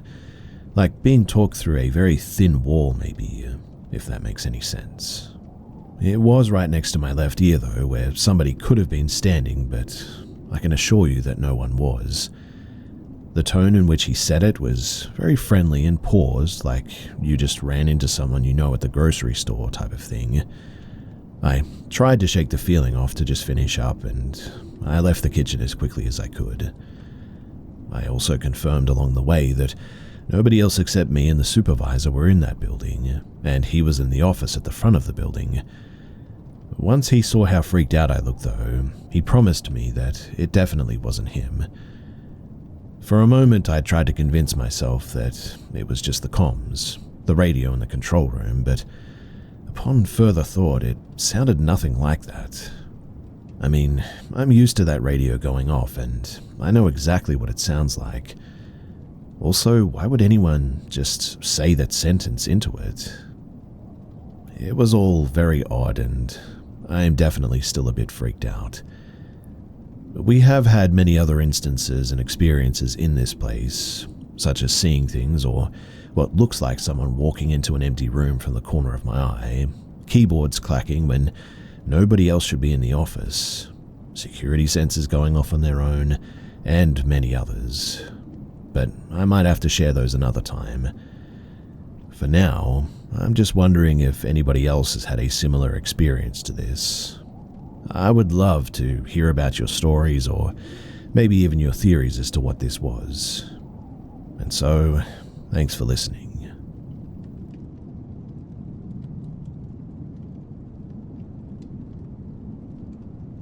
Last year I moved out on my own with my boyfriend into our own apartment.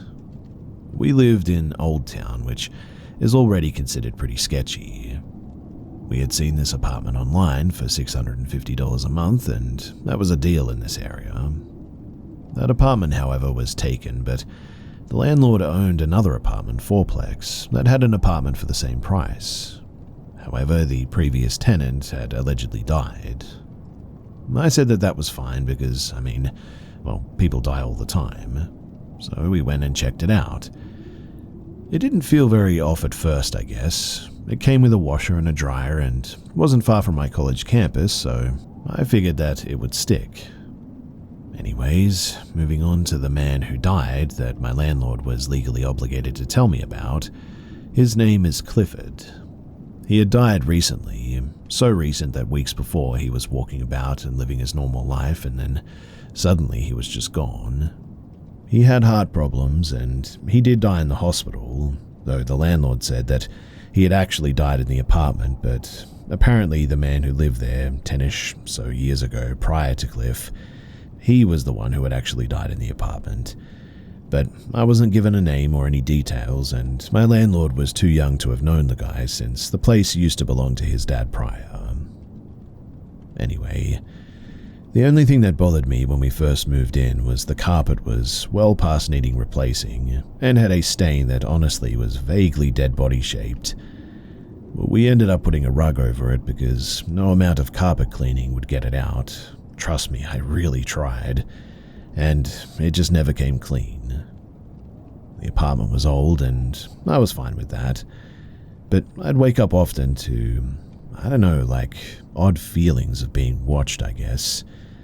I'd feel him in corners, and when I was in the shower I could feel eyes on me.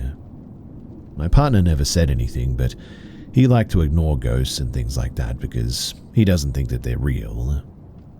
The neighbor who was in apartment 1 was also not very nice.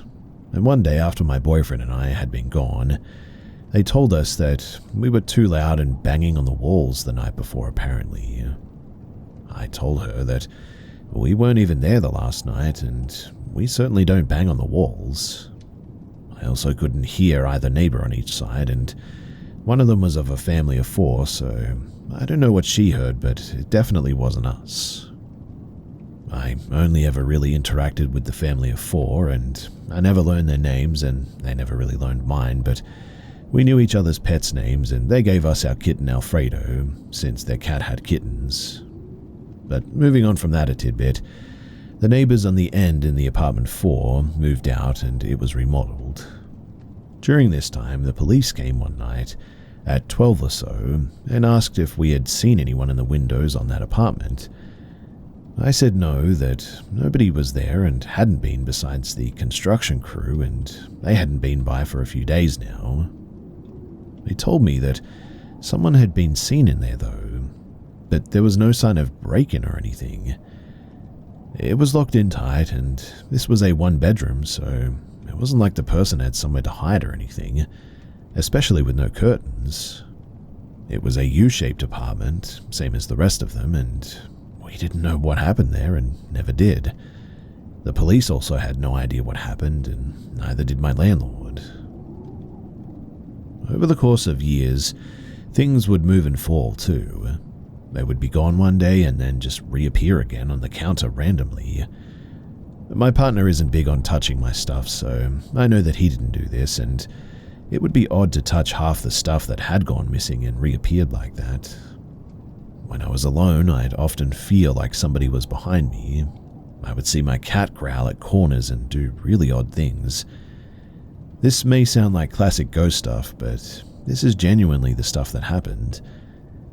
We ended up moving back with my parents at the end of the lease, and overall it was just a really creepy place. I often joked about good old Cliff doing check-ins when I felt off, but I don't know if it was actually him or not. I honestly think that it was the other man who actually did die there, and I couldn't get much more detail about it from my other neighbor, given that they weren't there either when it happened. But Cliff talked about how the guy had passed or whatever. I'm just very glad to have moved out though, and I still have dreams about loved ones who have passed, and I did dream about Clifford once. I was sitting in the living room similar to mine with a rocking chair and old pictures around us. I really don't remember what we talked about. Other dreams I've had are from my cousin who has passed. He usually just hugs me and says hi, and I always tell him that he shouldn't be here, and he just says, I know, which is odd to hear a dead person in your dreams say, but anyway, they could just be dreams, and I'm really not sure about any of that. But this was my year of, well, I guess you could call it, paranormal stuff.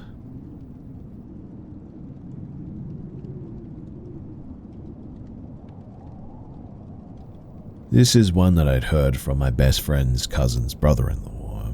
I know, bit of a long connection there, but anyway. He was a security guard at a Native American casino.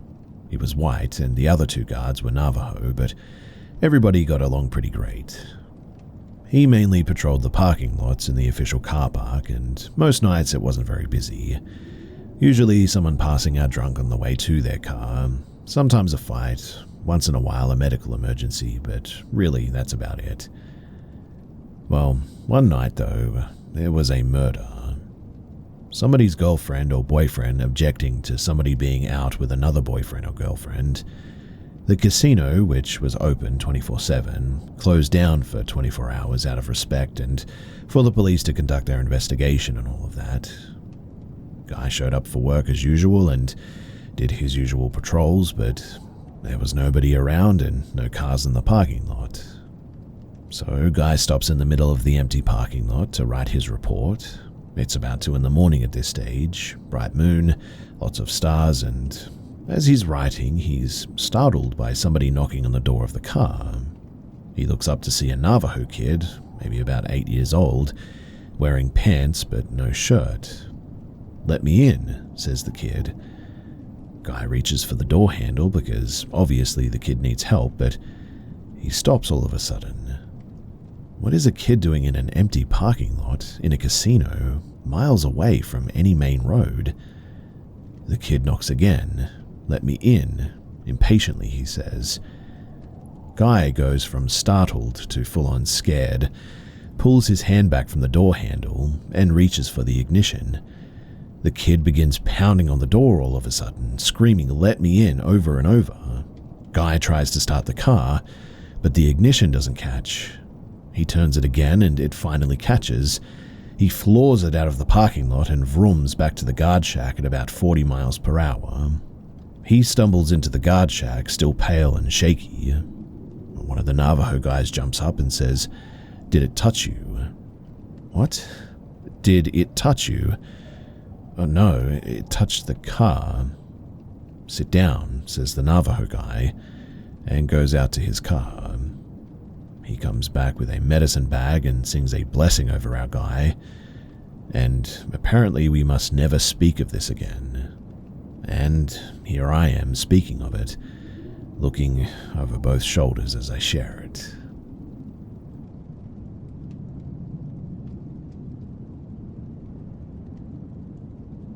So I've always been interested in the dark, creepy, weird paranormal stuff from a young age, and developed a love for horror films as well.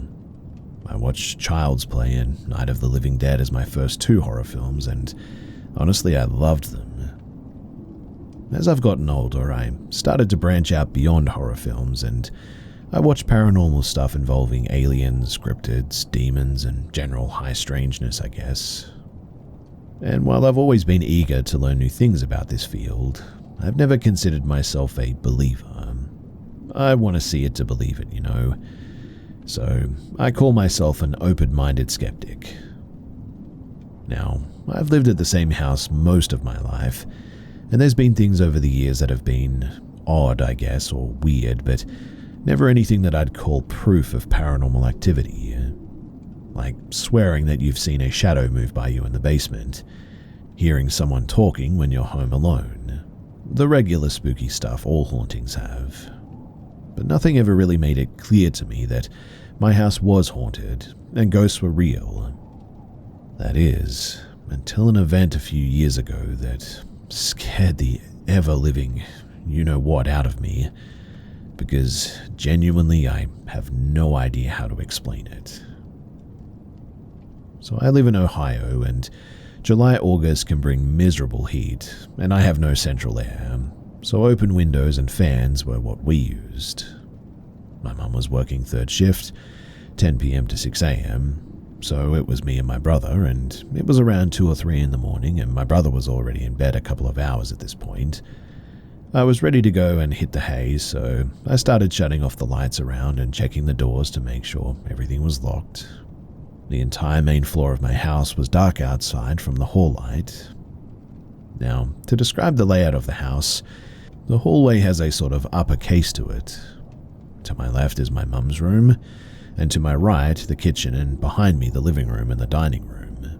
Then there's the hallway, at the end of which, to the left, are the stairs leading to upstairs and my room. To the right is the bathroom, and going straight is our back porch. Now, to get a breeze, we had the porch door open at night when it was much cooler. I walked down the hallway with the hallway light as the only light source that I had. I got to the porch door to shut it, and immediately, in the darkness of the porch, something makes a sound that I can only compare to movies, like when somebody is running to an elevator as the doors are closing, and they're trying to get someone in the elevator to hold the door, a sort of mumbled, "wait, no, no" sort of thing. And this faceless audio was right there at the door, as if trying to get me to leave the door open. Suddenly, I felt a rush of air come at me as well, as these mumblings were being uttered. I get goosebumps even writing about this. But in total fear, I slammed the door as hard as I could and ran down the hallway into the kitchen and grabbed a knife.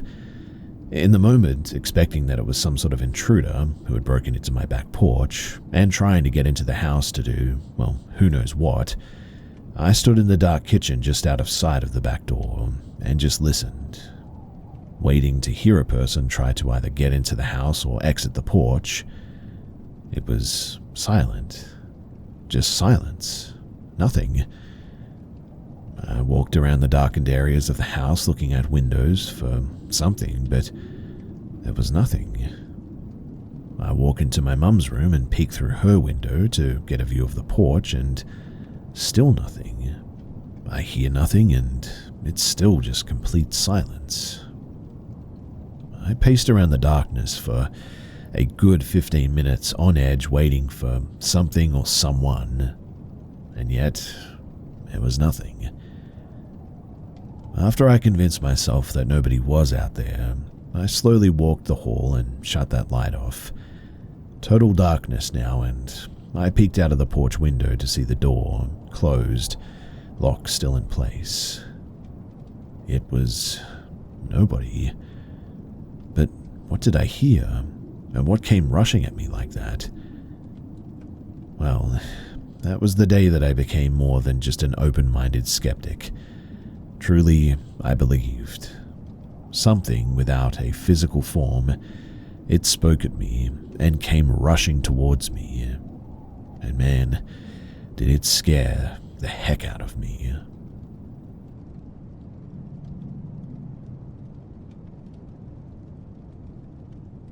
I work overnight shifts as a nurse, and I often take care of patients who are actively passing away. A large part of my work is to make sure that they're comfortable, clean, and that I monitor the patient to keep the family updated on their condition. I have to keep moving at night time, so I always help my nursing aides rotate and clean my patients. Besides, it allows me to keep close tabs on how my patients are doing. Now, last night, I was helping one of my techs, and we noticed the patient was starting to breathe much slower and was starting to have pauses, though not for very long. Estimating when someone is going to pass is never an exact science, but there are signals that I can report to the family that the patient is having signs indicating that they're likely going to be passing soon. So after we finished rotating the patient, I called the patient's family to pass on what I had seen.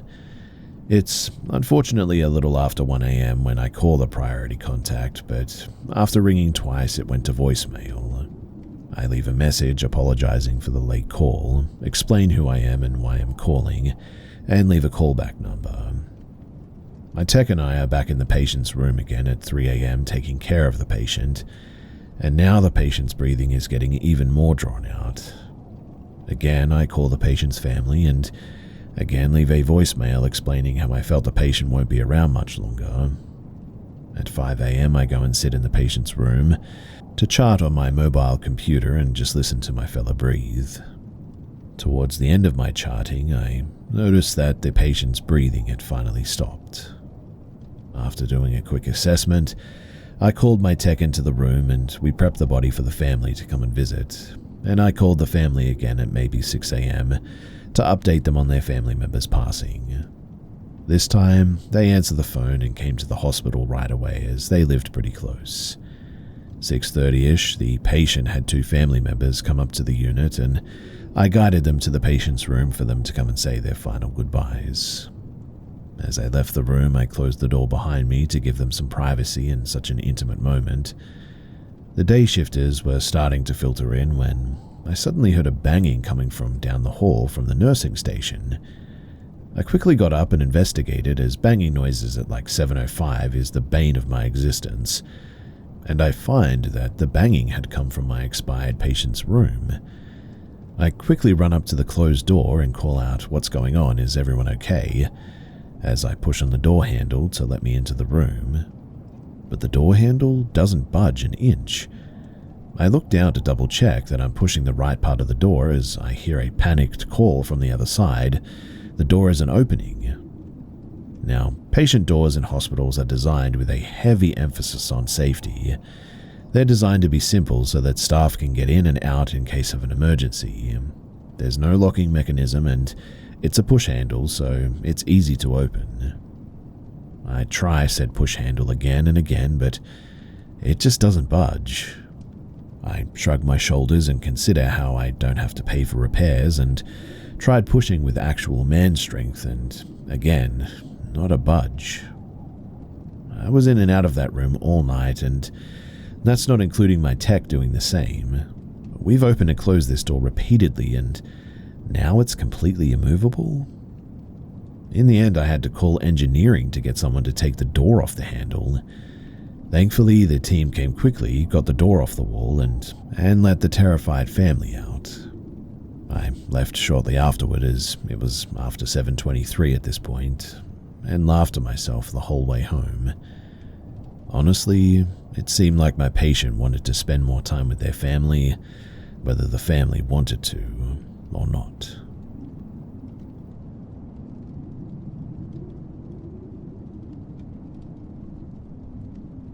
Almost 40 years ago, I was a pupil at a boarding public school, a private school for non-British readers, in a rural part of the UK. The boarders lived in a vast, rambling, Victorian Gothic manor house near the main school, and the story was that the family who originally built it had gone bankrupt a few years after it was constructed, and it was sold to a lady who used a wheelchair.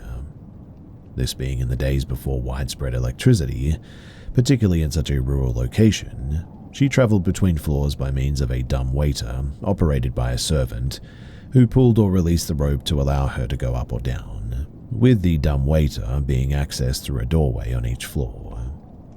One day, though, a careless servant apparently let go of the rope for some reason, and the dumbwaiter, with the lady in it, fell from the top floor all the way to the cellars, which extended far below the house, and was tragically killed. Bear in mind that I was told this story shortly after I arrived at the school and before the main event of my tale occurred. I was also told that she apparently haunted the house, although I was highly skeptical about that part. Now, opposite the dormitory, which I shared with several other boys, was a bricked-up doorway, i.e. a door frame, but nothing else. I was told that this was the entrance to the dumbwaiter, and verified that identical bricked-up doorways existed on floors above and below it, including in the cellars. I sneaked down there late one night despite us being forbidden to enter it. Now, about 11 o'clock one night, my roommates and I were in bed.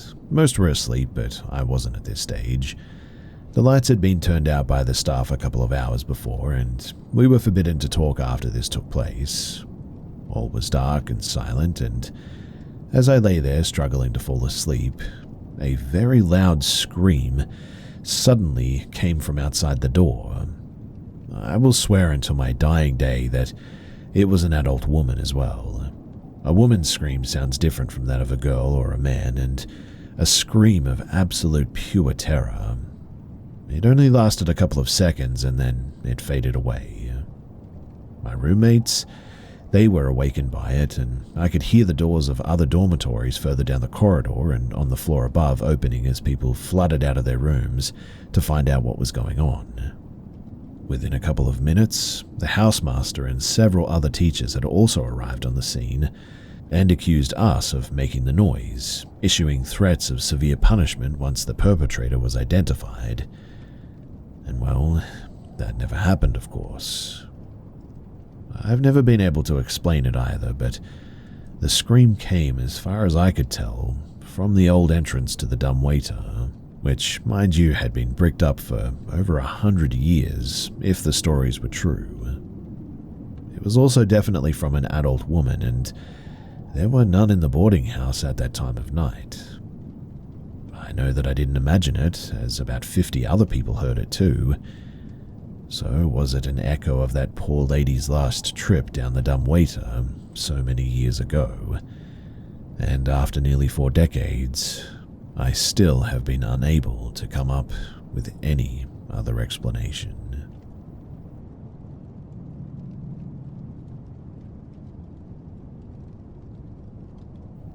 So I've told a few close friends about this encounter, and they've all agreed that it was very weird.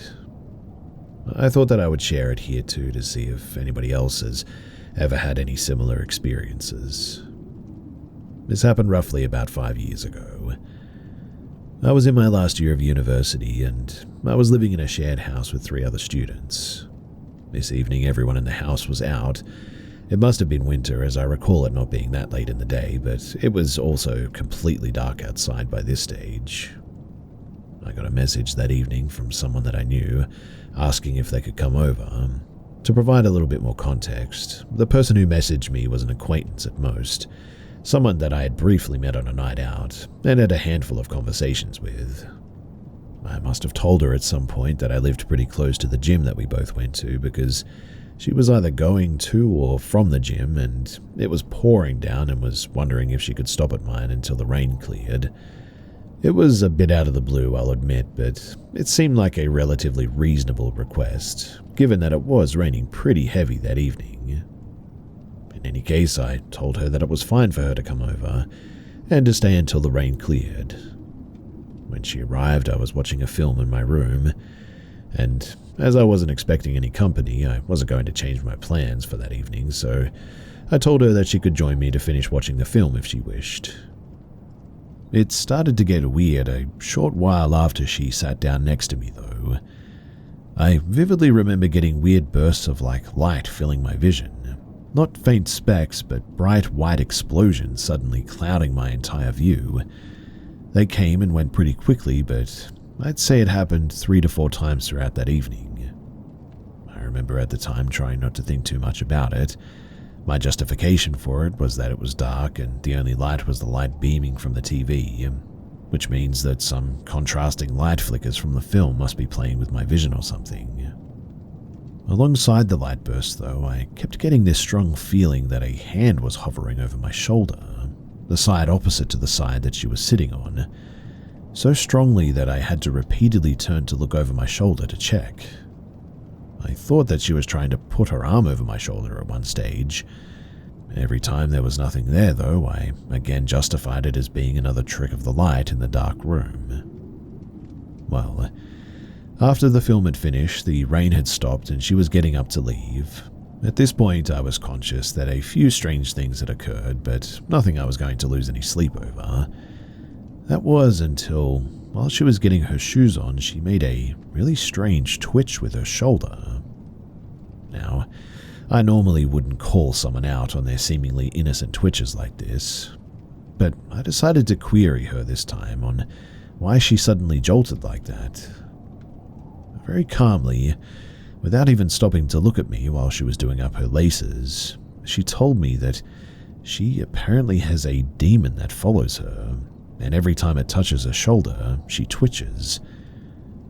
I remember standing frozen, unsure of what even to say back to that. I think I mumbled something banal like, I see. While my mind was frantically thinking back to how the entire evening I had spent feeling like a hand had been hovering over my shoulder.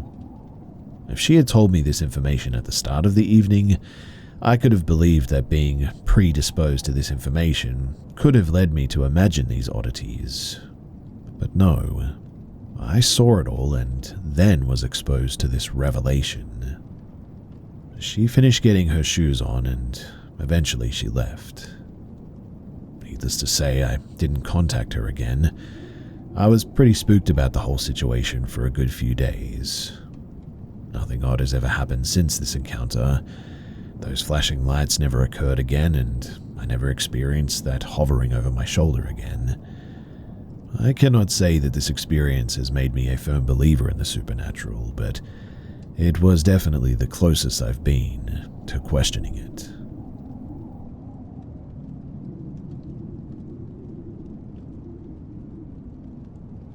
I want to take you back to 2009. Our family, we had been looking for a new house for a while now, and near a busy highway stood this beautiful house. 2 stories, big front and backyard, 3 spacious bedrooms, and so on. Some strange stuff did occur relatively early on, like computers booting on by itself or water starting to run by itself. But the real horror began when my older sister decided to make a Ouija board, essentially draw one herself on a piece of paper, and use a glass to communicate. My younger sister got scared when she found out what was happening and kicked the Ouija paperboard away. And well, soon after, everything got a lot worse. My sisters shared the biggest bedroom. At the end of their room was a sort of very little closet room where they placed boxes and such. The door was always closed, but it refused to stay closed after that. And I mean, no matter what, it kept opening. My dad eventually had grown annoyed of it, and he put something in between the door and the wall so that it would stay closed. At one point, everyone was in their bed, and I would hear the chairs downstairs sliding across the ground. I swear on everything, too, that everyone was in bed, as I was the last one to leave the living room. And not soon after, that same night, I would hear this awful sound, as if something was in the walls and flooring, just tearing it apart. It was so loud, and I remember hiding under my blankets because I was terrified. Another time, we were all in the living room, and my mum had some small figurines on the table. We were watching TV with the dog on the couch when suddenly, one of the figures goes flying across the room as if somebody had just thrown it. My mum jokingly said, Hey, no need to get aggressive." She and Dad always believed in the paranormal and just joked about it. One morning, my sister hysterically ran to my parents' room, and she swore that the eating utensils started moving by themselves. Our dog started becoming more wary and aggressive, not towards us but to furniture and doors, weirdly, especially the basement. At one point, my parents screamed at night and I went to check. They sat there in shock, I think, and I asked what was wrong, and they claimed that there stood a black figure in the corner of the room. Things kept happening too. We heard piano and violin sounds in the attic. We didn't own any instruments though. My parents at one point saw a black shadow move across the wall towards the window and disappear. My posters were ripped off of the wall on multiple occasions. Plushies in my sister's room would sometimes lay in a circle, and that caused my mum to call Dad hysterically. My dad told me recently that in that house, at one time he woke up with my mum's hand around his neck as she stared at him with a smile and was laughing silently before she just disappeared. My mum said that she often saw the figure, a humanoid fully black figure with a veil. She often had scratches and bite marks too. In winter of 2010, the boiler in the house broke and we just simply moved. Everything kept going wrong, and when we moved, I started getting attacks. I would often have scratches that I had first brushed off as to me just scratching myself in my sleep. But one time I came home and greeted my mum and made a hissing sound from pain. I lifted up my jacket and hoodie, and clear as day, there were 3 brand new scratch marks. They were on my hips, just bleeding. I remember at one point I put some coins on my bed. I don't remember why. I walked to the living room to ask my parents something, and as I turned around, I hear a sort of clanging noise because one of the coins somehow got thrown towards me. Now, there's a lot more that I could go on with, but I'll stop here as I don't want this to get too long. Stuff like this still happens at times too, and unfortunately in 2012, my sister, middle child, passed away due to a brain hemorrhage. And weirdly, when she died, everything sort of calmed down a bit. Maybe she's protecting us or something? I really do hope so, but if you have any questions or want any additional stuff, then please do feel free to ask in the comments below. There's plenty more for me to talk about, but like I said, I'll leave it here.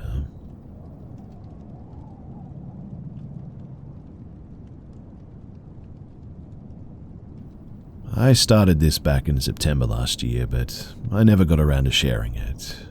I am now, though, due to an uncomfortable situation again. So, I have to get some context out of the way first. Let me start off by saying that I live in an apartment complex by a golf course or country club on the edge of town. Since not many people live in this area, it can get pretty quiet at night too. The complex is built partially into a small hill at the end of the road, with my apartment being on the back corner of the building on the ground floor. So the bottom of the windows in the living room and both bedrooms start literally a few inches above the ground outside.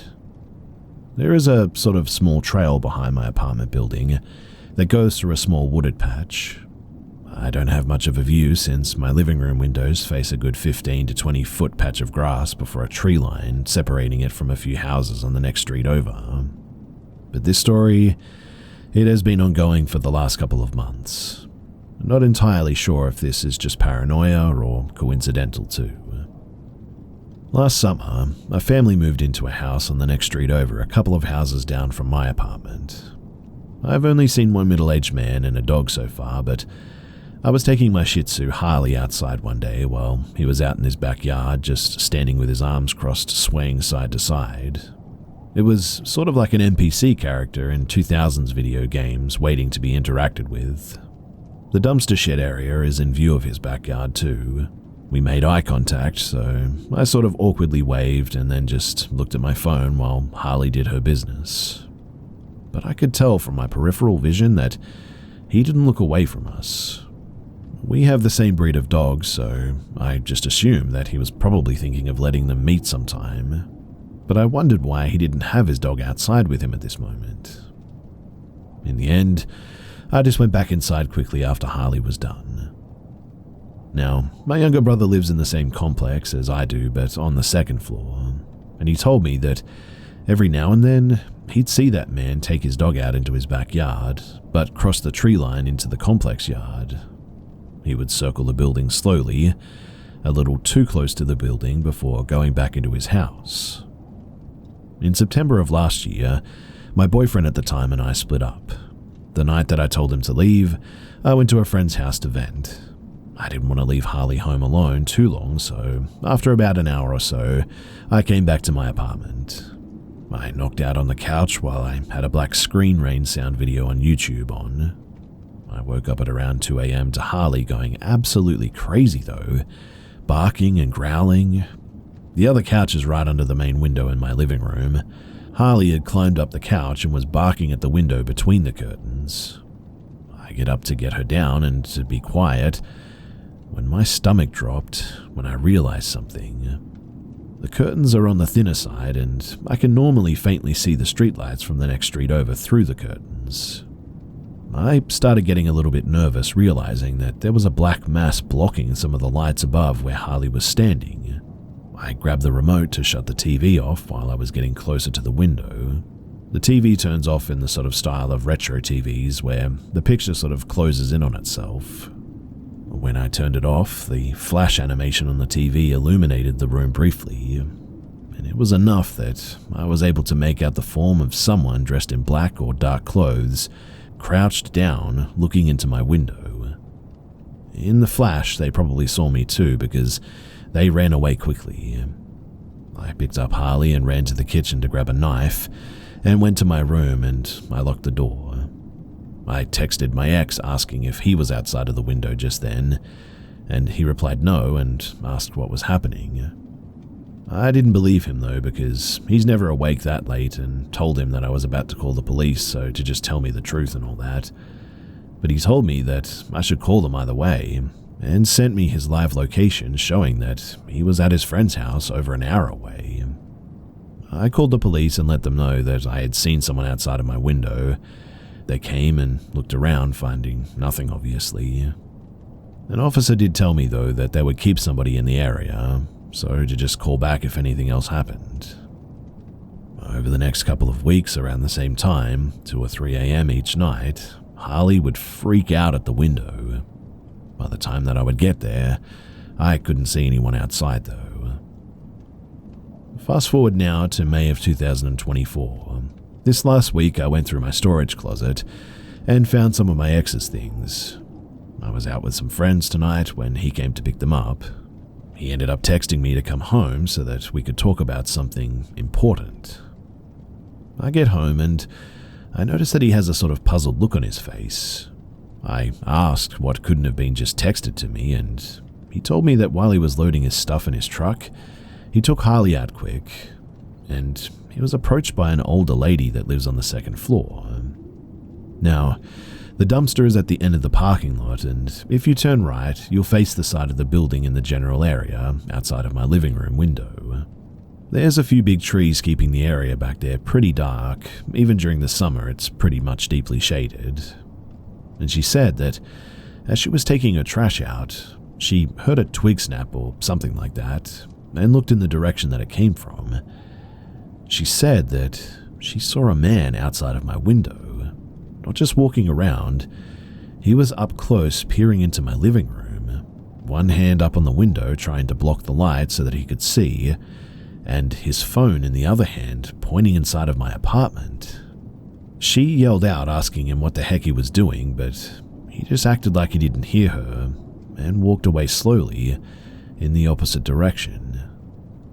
She said that it would have been one thing if he was just walking through the yard and sort of glanced over at my window, but he was apparently full on pressing his face against the glass looking in and recording allegedly. My blood instantly ran cold and I got goosebumps. I have since then bought a Ring camera, which is honestly something I should have done a long time ago, but I'll update if anything else happens. So please, do wish me luck.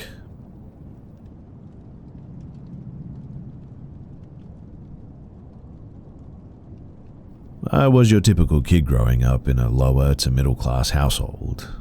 We had a decent older house in the suburbs, and Mum and Dad were always working. This was the 80s, so my brother and I were often home alone or over at a friend's house. Our parents, they were pretty negligent in many ways, but this is also sort of how things just were back then. Now, I remember knowing something was deeply, deeply wrong with our home as early as I could form memories or sense the world around me. I was afraid of ghosts and monsters under the bed or in my closet like every other kid. You know, things that obviously weren't real and just some primal monkey brain remnant that kids work through as they get older. But there was a distinct difference between these imagined monsters and the very real ones that I would encounter over the next few years. My mother's father was still alive when this all started. He bought me a blue and white fighter jet, which I hung from the ceiling in my bedroom, above my bed. Sometimes, wind would come in through the window and turn it a few spins counterclockwise. Then it would spin clockwise and come back to rest and be still. I remember observing just how it would eventually come to rest. It never spun much, but I like to imagine it screaming through the sky and sort of pew-pewing all over the place. Shortly after I installed this thing, I would sometimes wake up in the middle of the night for no reason. I wasn't scared or startled or really awake for any reason. I would stare up at the ceiling trying to go back to sleep. Every once in a while, the jet would spin and spin and spin faster and faster until it was a blur, all in the same direction. The first time it happened, I thought that it was really weird. by the 5th or 6th time, this became genuinely a terrifying event. Other times it would be spinning at warp speed and suddenly just stop abruptly, as if someone had grabbed it and held it in place.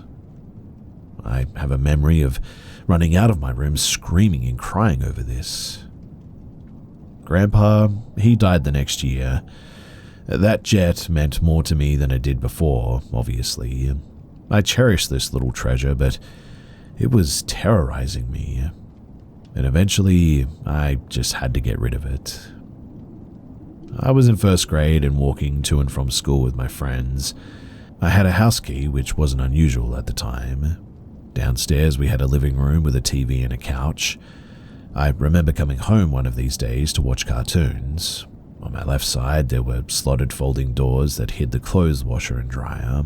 They always spooked me out for some reason, like there was someone in there sometimes sitting there just watching me. I never saw anyone or heard anything, but I could just never shake that feeling. In fact, I would often run by them. They were a source of fear for me, but I was already taking my own clothes out and putting them away, so it wasn't alien or unusual. It just very often felt like someone was behind there, just sort of watching me. I think I was actually watching Pinwheel or something similar on TV, maybe Lamb Chop, I don't know, but I remember sitting there once and the left door folded open abruptly, like someone tied a rope to it and a car outside and the car just suddenly took off. They weren't on wheels or anything, so this scared the daylights out of me. I cried to my parents about it. I was being a baby apparently, and it was nothing though. Until it wasn't. You see, one day I was sitting there and it opened and shut like this, over and over, just slamming. I wanted to run by to get out, but it wasn't safe because something kept slamming it open and slamming it shut. I almost want to say I heard laughter, but I don't know, I don't think I did. I was being terrorized though, and it stopped, and as I ran by it, it started up again, and it scared me half to death. I slammed the door behind me and instantly just ran upstairs. Things calmed down for a few months after that. I was in the 2nd grade, Mrs. Tubman's homeroom. I'm a big boy now, and I don't get scared or pee in the bed over ghosts that aren't real anymore. I'm helping my older brother with yard work and delivering papers now. I'm quickly becoming fiercely independent at a young age. I get my own key and start walking home alone from school even. Now, we had a Raggedy Ann doll that sat on a rocking chair in one of the adjacent bedrooms. It always creeped me out, especially because it used to be in the attic where I'd see it every time that we'd got Christmas ornaments out. For some reason too, my parents, they brought it down and set it downstairs on this rocking chair. I came home one day to watch cartoons, and as I go to reach for the handle leading to the basement, the doorknob suddenly spins. Someone is on the other side holding it closed. Naturally, it must be my brother. He got out earlier than me, of course, and he was playing a trick. I tried opening the door, but it just wouldn't budge. It was unlocked or the knob wouldn't turn, so I pushed my shoulder into it because I knew I was stronger than him, but it still didn't open. I moved back to get some speed behind me and go to shoulder it again, but the door slowly opens as I'm about to hit it. In fact, I fly through the open door and stumble into the room with that doll sitting there instead. And to my abject horror, the rocking chair is moving back and forth. The doll is just a doll, obviously, but it was as if a person was sitting there. I scream, run out, and I make it halfway up the stairs. I'm losing my mind. I mean, this can't be real. And in the end, my parents told me that it wasn't real, and they made me go to the school counselor and coach me to swear that it wasn't real, that I was brave. I deliver newspapers and I do yard work. I'm a big boy, so it can't be real. I go back down eventually and peek my head around the corner. The doll is now sitting there facing me with its back against the arm, and the chair is still rocking at the same mathematical, rhythmic, and predictable speed. It's just the wind, though, I say. My parents had told me this, but when I look at the windows, they were closed. At this, I completely lose it. I run out, make it up half of the stairs to the front door landing. I got up the other half of the stairs to the kitchen. I look around, but there's nothing. No one is home. It's just me, and I'm just freaking out. Mum convinced me that I made these up and none of this was real. I try to pull myself together. We can't afford for them to come home early from work, so I come down, get my head straight, and pour myself a glass of water. And that was when I hear the bang. 2 bangs, 3, 4, and 5. It is the unmistakable sound of the attic door. You pull a cord and the stairs fall out and down and you climb up the hole in the ceiling. Except you can slightly pull it to a certain length and let the cord go and it will still slam. I know too exactly what it is and why it is making that noise, but I just cannot believe it. So I peek my head around the corner and I see the rope is taut. It's straight down to the floor like someone is pulling it.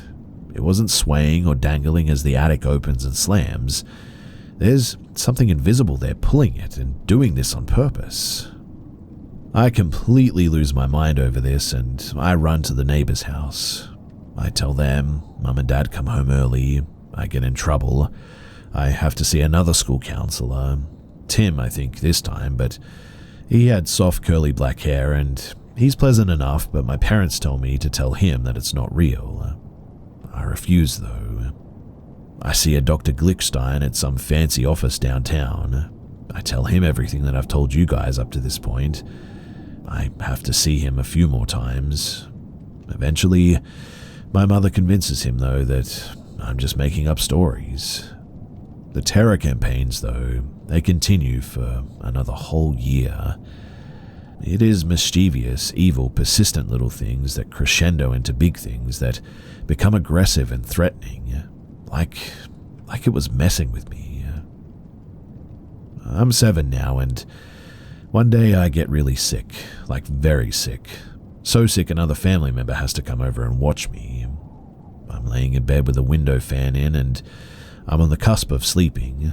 I'm praying to God and asking Grandpa for help, and I just can't do this anymore. When I see a little golden tornado-looking thing come in from the outside, through the window fan into my floor. It's in the corner of my eye, but I'm frozen in terror because, what now, right? But I suddenly just sort of feel peaceful. The corners of my sheet get tugged on, and I almost lose it, but I realize they're getting tucked into the side of the bed. I feel a warm, sort of soft hand, like my grandfather's, press on the small of my back. I'm suddenly no longer terrified. In fact, I'm sort of serene and never been more at peace. I crack an eye open and I see that it's now 1 a.m. Everything settles and I'm calm, and not only do I feel better emotionally, but my illness even feels a whole lot better. A refreshing, rejuvenating breeze comes into the room and it carries me off to sleep. At night, I sleep really peacefully too. I wake up the next morning. My family member is frying eggs and the house is the brightest that it's ever been. It's like a Disney movie with animated birds outside singing. The food is fresh, the world is bright and new. Every family member is happy and even my brother is in good spirits. It seems like an entirely different world. We are eating breakfast and I thank the family member for tucking me in so late last night. She then says, "Well, that's strange. I went to bed after tucking you in at like 8 p.m. and slept through the night." This confused me for years, and it took me a while, but I realized that after that night, I was never bothered again. No more slamming doors, weird dolls, slamming attics, laundry room door harassment, nothing. Gone. Just like it never existed at all. I'd go on to forget about this until 2015 when that family member died, and I guess again up until now. I really still don't know what to make of a lot of it or how to feel about it. I know it sounds kind of wild, and sorry for that, but I think that there was some type of spiritual intervention that put an end to the haunting, I guess. I sometimes think Grandpa did me one last solid and came to help me. I am not very religious at all, but I just cannot shake the feeling that this is exactly what happened. I know it sounds wild, but I mean, really, I've racked my brain over it endlessly, and really, what could it be? I inevitably burned that Raggedy Ann doll outside with my brother, who seemed to be the only one who ever believed me. By that point, it was emotional closure and not like destroying a spiritual vessel or cursed object. But after that night, I just never experienced anything again. I'd grow up to be just a normal person. I've never since had any auditory or visual hallucinations or anything. I'm convinced to this day that all of this was very real, though. I find it hard to believe any of this ever happened in my head, despite what my parents and teachers said. And in the end, I think some type of guardian spirit stepped in and put an end to it when I asked for help. And quite honestly, I'm just not sure that there's really any other way to see this for me. In any case, thanks for listening, and more importantly, thanks for giving me this safe place to share this. You can only be gaslit and ostracized over real events so many times until it becomes a bit of a sore spot. Stay safe out there, everyone, and never be afraid to ask for help.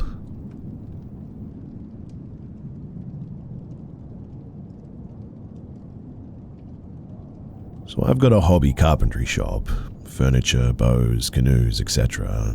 I don't know, it keeps me out of the bar, but a local guy at my shotgun range has a furniture restoration business too. We got to talking one day and he said that he had decades of abandoned material, stuff where people dropped it off and decided it wasn't worth paying to chemically strip and refinish, sort of thing. Basically, Buddy has heaps of milled hardwood taking up space, and he would be happy to give it to me for free. He's a bit of a weird guy, I'll admit. Sort of quiet and just had a keep-to-himself thing going on mostly. He didn't typically do small talk, but occasionally he restored some people's gun stocks, so he was known about the place.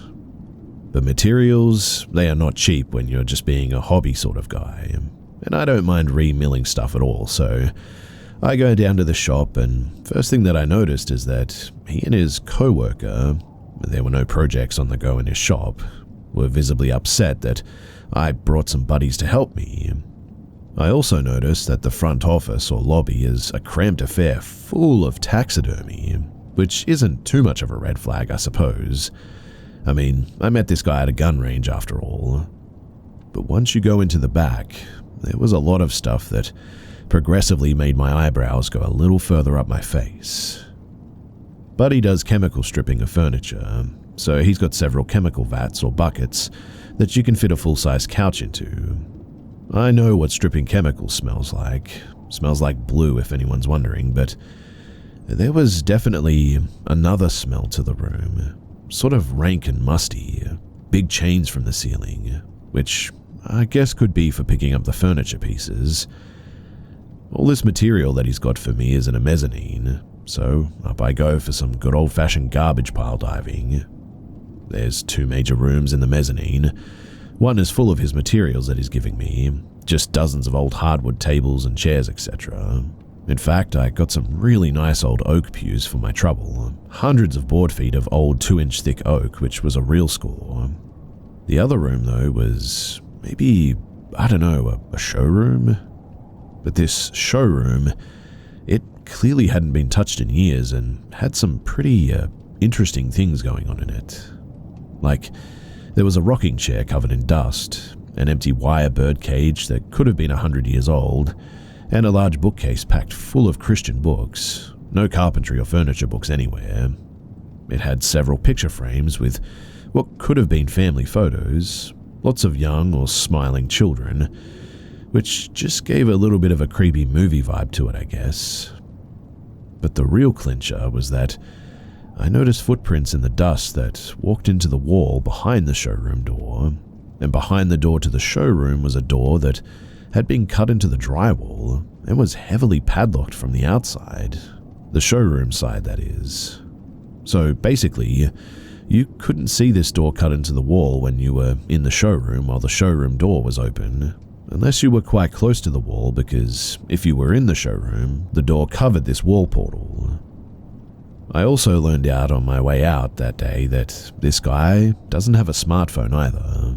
Instead, he's got a no GPS phone, a creepy-looking dusty grandmother's suit full of heavily religious literature, and a secret room in the wall locked from the outside, and massive chemical vats in his workshop that smell a little bit organic, and was really grumpy that I didn't show up alone. He did still let me loot his garbage pile though, which I was thankful for, but still. I scored big that day, I'll admit. Probably took home enough stuff to mill into about 7 or 10k worth of hardwood boards, but I was really, really glad that I went there with 2 other people to help me load material that day. We made Buffalo Bill jokes the whole way home, and I haven't seen him since. He hasn't been to the range in 2 years now, which is sort of odd too, but I don't know. Something was off about that place and that guy, and I'll never go back there.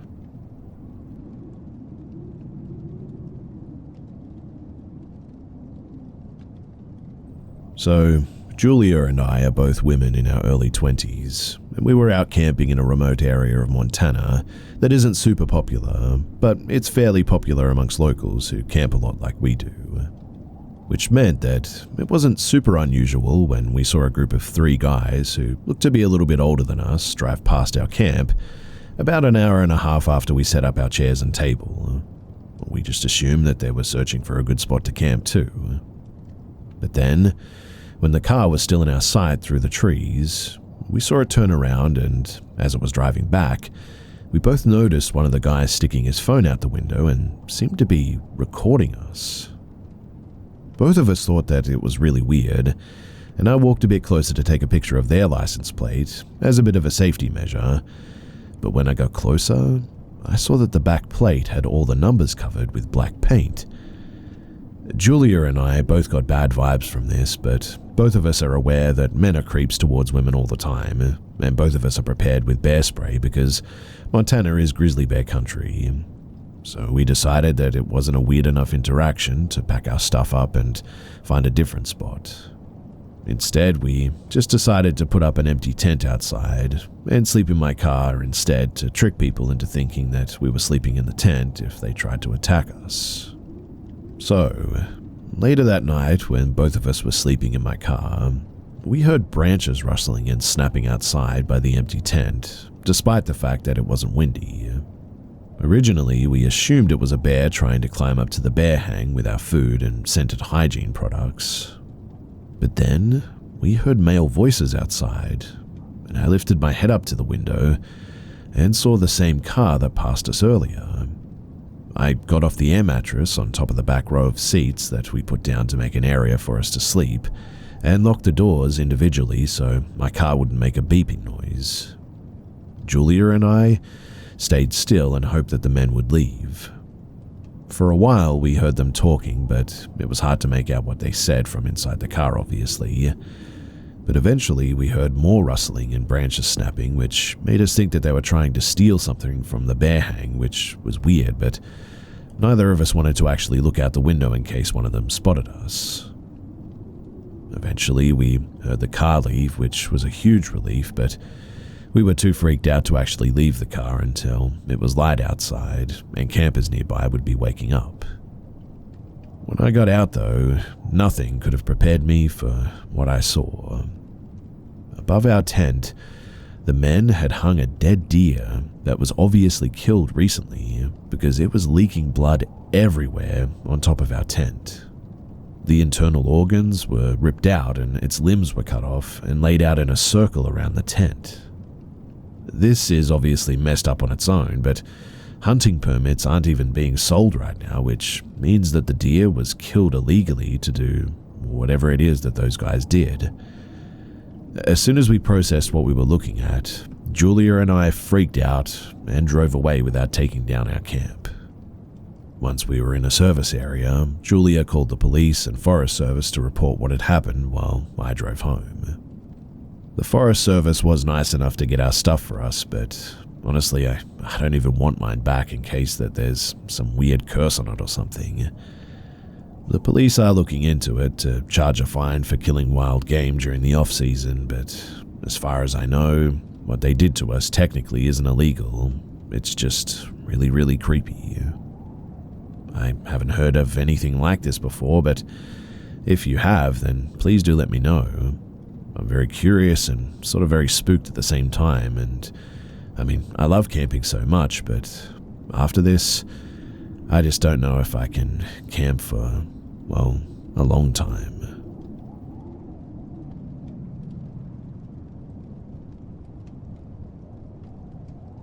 I would like to preface this by stating that the following is not creative writing by any means. This is a story that I was originally told, secondhand, by my mother, but confirmed by my grandfather when I was about maybe 14 to 15. I leave it to you to form your own opinion, obviously, or to debunk it or whatever. Regardless, this story has always stuck with me my whole life. So, a bit of background. My grandfather passed away back in 2013 from cancer, but in his lifetime, he was a decent guy who helped a lot of people in various ways. After he met my grandmother, they both joined the army and they served in Japanese-based US Army hospitals during the Vietnam conflict, helping to save a lot of people. After his time with the army, he also joined the Air Force for a stint. This all helped him to get his nursing degree and became an anesthetician. After the Air Force, he became a clergyman at their church, and years later, he would become a Russian Orthodox priest. For over 40 years, he served as a priest too, and by the way, just for reference, in most sects of Orthodox Christianity, they allow clergy to marry unless they were a bishop or higher. My grandfather, though, was the sort of priest that the archdiocese would call up and say, "Father, we have these people in Alabama, they're believers, but they have no church in like 100 miles that they can attend. Will you go there and help organize something?" Then what would start as people holding liturgy in somebody else's living room with like 24 people would become a full-on church eventually. He repeated that more times than I've ever gotten a straight answer on, by the way. The only thing that I thought that he was not so great for was always putting the church before his wife and 3 kids. Anyway, it was the mid-70s, and my grandfather had moved my mum, my aunt, and my grandmother to New Jersey to help one of these struggling churches that were without a priest. My mum, she was about 5 or 6 at that time, and she remembers this point in time pretty well too. One day, my grandfather was contacted by his bishop, who told him that his assistance was needed with something very serious. He told my grandfather that there is this young girl, 17 years old. She's a gypsy, and her family brought her to the monastery claiming that she was apparently possessed. The monks there tell me that they believe this to be serious too. Will you go there to help them? Now, my grandfather had been a priest for several years by that point, but understand that most priests who serve their entire lives are never asked to help exorcise a demon. Actually, the Roman Catholics require special permission from the Vatican to perform any exorcism rites. But he agreed without knowing what he was walking into. The story that I was told about the girl was that her name was Juliana and her family were gypsies or travelers. She had come from a family that was heavily involved in occult practices, which shouldn't surprise anyone familiar with that culture. But Juliana was married to a man from another family in their clan. I don't know much about him besides that he was a bit older than her, and he also practiced a lot of magic.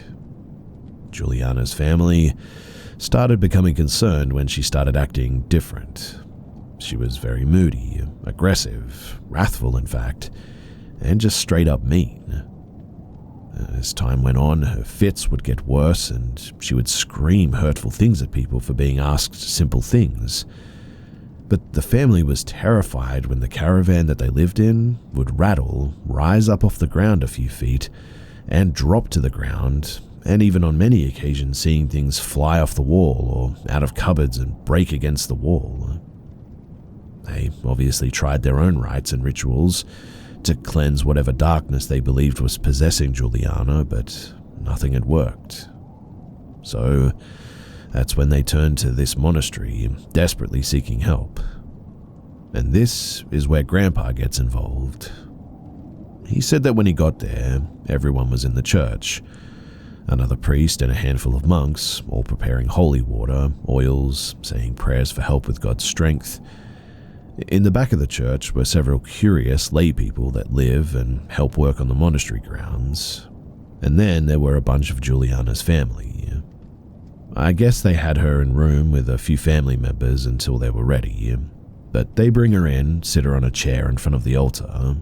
And this is where my grandfather said that he felt the air get thicker, and she seemed really ticked off and was just sort of talking nothing, laughing and spitting, trying to scratch and kick. They had a few people restraining her as she started getting violent. They semi-surround her and they began praying and performing the full-on exorcism rite. As they progressed, she began growling, and this was when he said that things started happening. The chairs in the church, they began rattling and shaking, then moving on their own before levitating off of the floor. Those curious people, and even some of Juliana's family, were so scared that they ran out of the church. He said that they continued praying and repeating the prayers over and over for several hours as things continued to erratically move on their own, and Juliana continued to curse them and their God, spit and scratch and target each person, and try to get into their head and break their concentration. But they continued praying and asking God and every saint that they could think of to help them banish this thing back to where it had come from and to leave this girl alone. Then, she suddenly sat back rigidly and swung her head back. Then her face began to contort and take on this inhuman shape while her mouth opened wider than a human's mouth could really expand, without completely separating the jawbone, that is. And then a voice came from within her, and in this deep, growly, sort of loud demonic voice said, "Leave me alone, I'm happy with her." But this voice, it didn't speak in English or in any other commonly spoken language. It spoke in a bit of a dead language that is native to the region of Romania and the steppes of Russia. It was a Slavic language. The monks knew this language though, because many old church manuscripts are written in this nearly ancient language. This moment though, it frightened everyone in the room, but they knew that they couldn't stop now. Not long after though, Juliana, she passed out.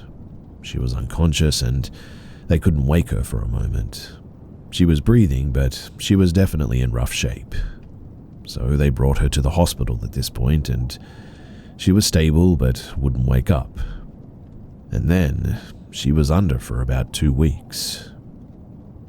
She woke up one day and she was really confused. She didn't understand why she was in the hospital. She had no memory of the exorcism at all.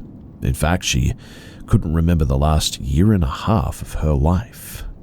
The very last thing that she could remember was being in her trailer. She said, "I was sitting at the table while my husband slept in our bed when I noticed something from the corner of my eye. I turned and I see my husband sleeping on his back, but there was this black cloud that was flowing out of his mouth and hovering above him in bed.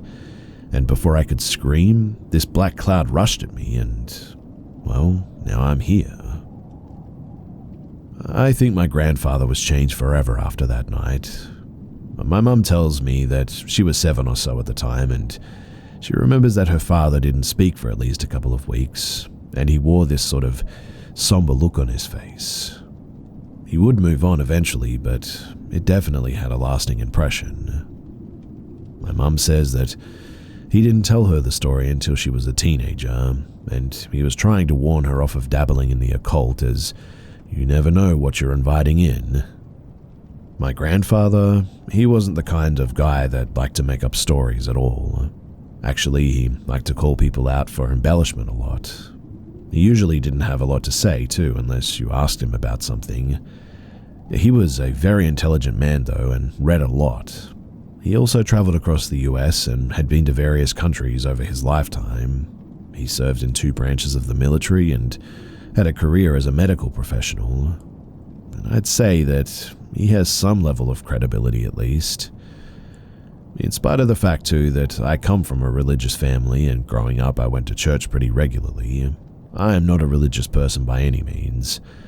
I've studied a good number of various belief systems and I don't subscribe to any single one. So this isn't like a Christian rant or trash-talking gypsies or whatever.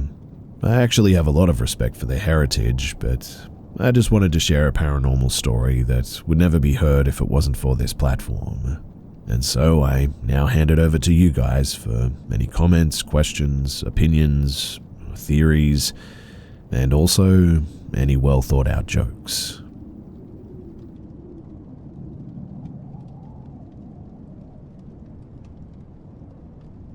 In 1982, I and 6 buddies went bear hunting in the Upper Peninsula of Michigan. We stayed at cabins near Twin Lakes at the base of the Keweenaw Peninsula. Now, when you hunt most critters, you go out before dawn and sit until an hour or two after the sun comes up, and late afternoon until dark. Most bigger game animals hunker down during the daylight hours, so it doesn't pay to sit there all day. And this means that you have a lot of time between hunts. Now, this part of the Upper Peninsula has some remote areas. It is also where a lot of copper mining went on in the old days. The mines are all closed now, obviously, and mostly full of water, but there are a lot of big paper mill holdings there also that are still being logged. So there's a lot of logging roads built up by the paper mills. They are good enough roads for large double trailer log trucks filled with many tons of logs to travel on. One thing that you learn quickly when you use these roads is to get the heck off the road when a truck is coming down, because they take up the whole road, and they don't even slow down for civilians because the mill owns the roads, not the state or the county, and you're on their land technically. But as long as you don't get in their way, then they don't care. Most of the bridges across streams or rivers just consist of huge piles of large rocks with smaller gravel on top of the road. These things look like dams, to be honest, but because of the large bottom rocks, the water can flow through the bridge. Genuinely, it's a pretty cool thing to see. We spent a lot of time driving and exploring those logging roads too. On one particular day, we went down a new road that led to an actual state park at the bottom of Misery Bay on Lake Superior. It's a park maintained by the state on paper mill property. There are several very rustic sort of campsites at the park, and we spent most of the time at the park and just messing around on the beach, really. At about noon, we headed back down a different road. It's around this time, too, that you see a lot of small shacks that usually have smoke coming out of the chimneys. They're apparently used by the loggers, I think. We eventually ended up way out in the wilderness with no signs of logging or logging trucks anywhere. It's a bit like driving in a tunnel, in fact, because the trees come together over the road here. But after a long while, we came into a clear area, and then around a bend, we came upon what we thought was a small town. The road basically went right down a main street, and as we drove through the place, it became apparent that there were no people to be seen. We came to a building that was kind of a store, I guess, so we stopped there. The store was completely empty. Looking in the dusty windows, you could see that it had been empty for a long time. We walked around the main street, checking out the houses. A lot of them were in pretty good repair, but they were completely deserted. Dust on the floors had been undisturbed for many years, and there were no signs of foot traffic anywhere. We eventually got back into the trucks and moved on.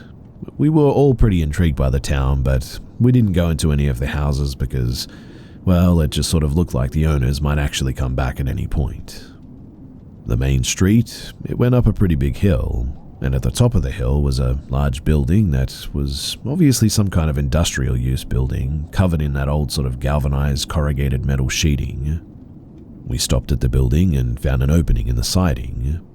The inside of the building was wide open and it was very tall, like 30 to 40 feet tall, with a lot of supporting steelwork. Everything was pretty rusty and obviously hadn't been touched in many years. There were large windows with no glass, just sort of open to the outside high up in the walls that allowed the sun to light it up pretty well inside. At the center of the place, there was a large hole in the floor though, like 15 to 20 feet square. We peered down into the opening, and it was a really deep and dark hole. Somebody dropped a stone down the hole, and it was a long time before you could hear a faint splash of water. So we dropped another stone, and we had a couple of those old Casio watches with a stopwatch function, so we dropped the rock and timed it to the splash. And it took almost exactly 10 seconds. There were no guardrails, mind you, or safety measures of any kind here, and it was pretty scary thinking about falling into that deep black hole. There was also some old equipment left there that looked to be like turn-of-the-century type stuff. We assumed it was a closed copper mine, but the whole time we were exploring, we had two 35mm film cameras taking a lot of pictures. This was 30 years before cell phones and 35 to 40 before smartphones. After exploring the place for a while, we decided that it was time to get going because we only had a few hours before dark.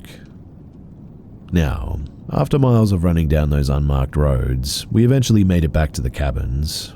We all went to our hunting spots, and after it got dark, we all headed back to the local bar where we usually went to get something to eat.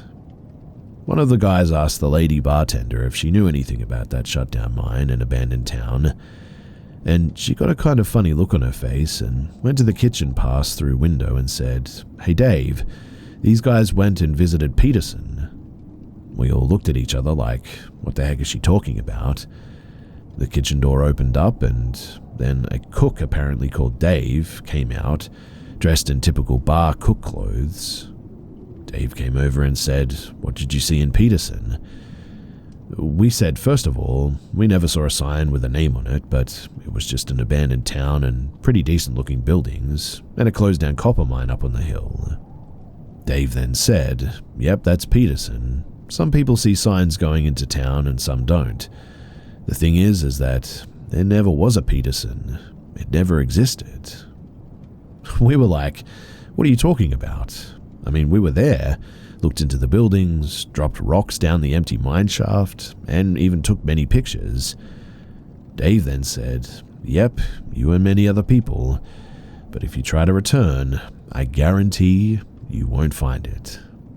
We were like, "What? We know the road that we took. We could get back there easily, man." And he said, "Go ahead and try. You won't find it." Dave also asked if we by any chance dropped a rock in the hole and timed it to the bottom. And yes, actually we did, and it took almost exactly 10 seconds like we said.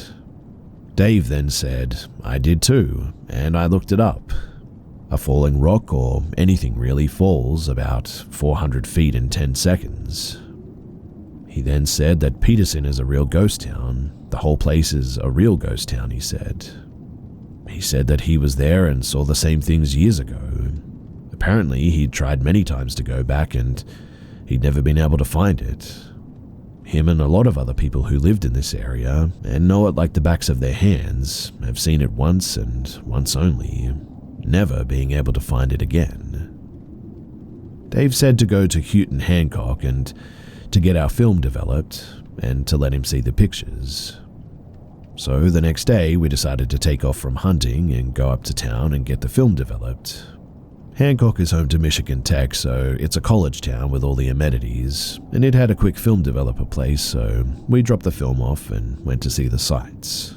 It's a really picturesque place too, and I highly recommend you go and check it out if you ever get the chance. Anyway, about an hour northeast of Hancock is Copper Harbor at the very top of Michigan, where it ends into Lake Superior. It's a really cool place, and when we got back to Hancock, we were dying to see the pictures, so we went and got the film and tore open the envelopes. There were a lot of pictures, beautiful pictures, but weirdly, not a single picture of Peterson. We were thinking, hold up, wait a minute, this is impossible. So a couple of guys went back to the film place and asked where the other pictures that were on those rolls were. But in the end, there were no other pictures.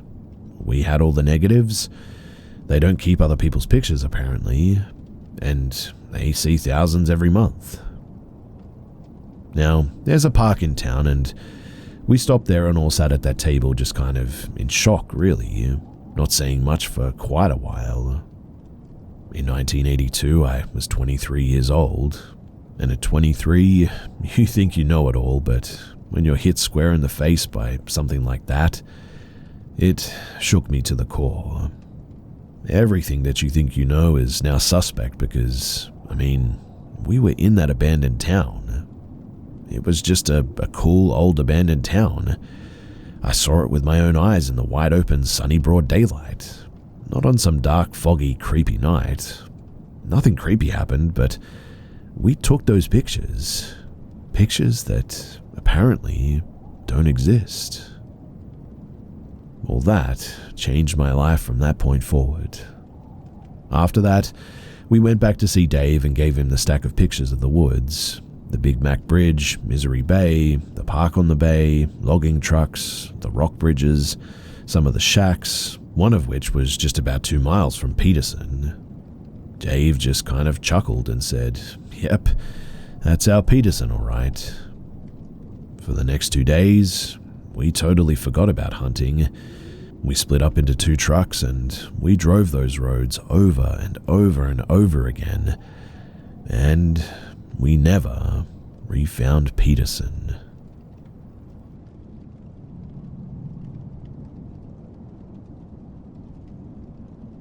Years ago, I was in rehab for drug addiction. I did 5 months in rehab, then 6 months of sober living following that. This occurred the last few weeks of being in rehab before going to sober living. Now, I met hundreds of addicts. In fact, new people would come and go on a daily basis. A lot of these people were much worse off than others, and everyone was in for different things. A lot of these people that came in also had a plethora of mental health issues and mental illnesses. Severe depression, PTSD, bipolar disorder, and many others. But I'll never forget the day that Mike, a 30 to 40-year-old male, was admitted. A lot of the techs that worked at the rehab informed all of the patients about Mike and his condition. He had a case of severe schizophrenia and would constantly be talking to no one. He would get really agitated and upset at times at these voices, and would often yell and have a panic attack. It was very sad, to be honest, and it wasn't like this would happen sometimes. This was ongoing, like a 24/7 problem that, unfortunately, Mike had to deal with. The rehab was situated in an old motel-like complex, except it was much, much nicer, like a fancy hotel. Girls across the street in identical buildings. Everyone was assigned to a specific room with 2 to 3 other patients, and when Mike showed up, he was placed in the unit that I was in. I introduced myself to him and shook his hand. He seemed so timid and nervous, but I gave a rundown of how things work and a rough daily schedule for our program. I showed him his room and I told him not to hesitate to ask me for anything. Before I walked away, I told him, "Mike, we're all in here for our own reasons. I just want you to know that there's no judgment whatsoever on my end, and that no matter what you may be dealing with, you can come to me and confide in me for anything you like, man." He partially grinned at that and nodded at me. And that was the last time that we spoke for the 2 weeks that he was there. Now, that evening, I was watching TV in the living room of our unit when I heard him start aggressively talking to himself. The strange thing is that it literally sounded like he was having a legit conversation. I heard him say, "Don't say that, shut up." And then 5 seconds later he said, "I'm not going to do that, leave me alone." And then a few seconds after that, "Get out of here." This was expected because I was informed of his condition, but hearing him have an episode the first time made me feel, well, really bad for him. But then, things took a very odd turn over the following days. A few days after Mike was placed in my unit, I woke up one morning to go make some coffee. I was in the kitchen, and Mike's room was down the hallway. I was pulling out a coffee filter when I heard clear as day, "What are you doing?" I turned around expecting to see Mike, but no one was there. Then I hear Mike all the way from the room scream, "Ah, get out of here." I was very, very confused and didn't know what to make of it, and kind of just shrugged it off. I was pretty alarmed by this though, but things kept happening. It was later in the week when I was in the living room watching TV again when I heard Mike having another conversation with himself, but this time I could distinctly hear a second voice. I thought to myself, does he have a split personality and is having a conversation between himself and his other self? The other voice was so much different, and I kept telling myself, Mike's just really, really good at imitating other voices or something. I turned the volume down on the TV so that I could hear more of this conversation. Mike says, "I told you no, I'm not going to do that. Leave me alone, please." The other voice responds, "Just go and do what I tell you. It's for the best." Mike responds, "No, that's bad. I won't do it." The other voice then responds, "Go to the kitchen and get the knife now." Then Mike let out a huge scream of despair. I sat there on that couch in just disbelief. My brain couldn't comprehend what I was hearing or what was happening. I suddenly got a huge sense of dread that came over me. I got up and started making my way to his door to check on him, and as I got closer, the conversation was becoming much more audible and clear to hear. There were 2 people in that room. I was certain of it, and nothing is ever going to change my mind about that. As I heard the other voice trying to persuade Mike again, I knocked on his door and the voice stopped immediately. I opened the door to tell Mike that I heard him scream and wanted to see if he was okay. It was just him sitting on the chair with his head in his hands like he just got some really bad news. He looked up at me and said, "I'm fine, thanks. Please shut the door." I immediately went to our head nurse and explained to her that Mike was saying some pretty scary things and that I was in fear of my life being in the same room as him. I mentioned to her hearing him talk to himself about a knife, and that was all it took for them to take Mike and relocate to somewhere else where he could get the help that he needed. To this day, I think about this experience that I had with Mike and try to find a reasonable explanation for what happened and what I heard.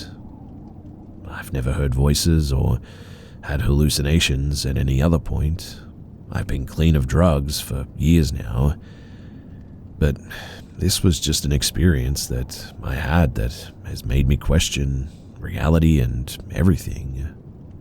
Honestly, I feel like he didn't have schizophrenia, but that maybe he was possessed. I think about this often and I still cannot come to terms with it. I guess I want closure about it, and it's just something that I'll probably never get. So, that's my story, and if you've listened to everything, well then, thanks.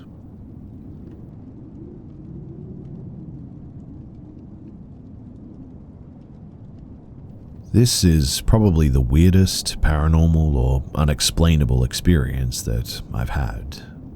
Other than feeling someone poke their finger in my back when laying on my side in the bed, this one pretty much tops it. I work swing shifts, so when I get home from work, everyone is usually asleep.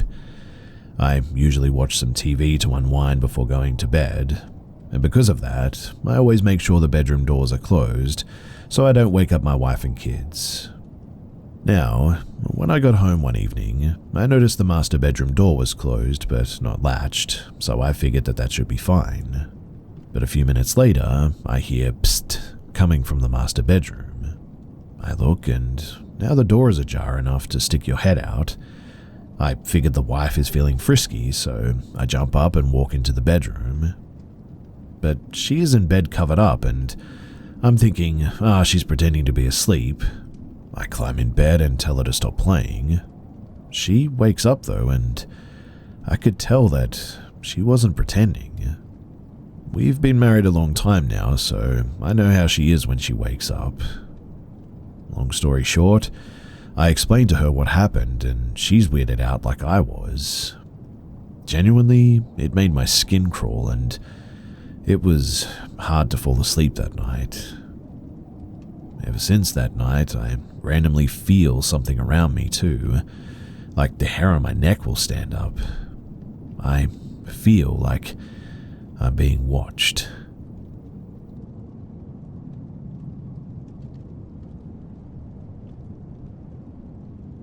I don't believe in ghosts, and if I saw someone that I don't know and trust, like on TV for example, telling a ghost story, then I always struggle to believe them. That being said, I had an experience when I was around 10 years old that I'd like to share with you guys. This was in approximately 2003. So my friend and I were walking to football training. I live in a quiet countryside town in Scotland.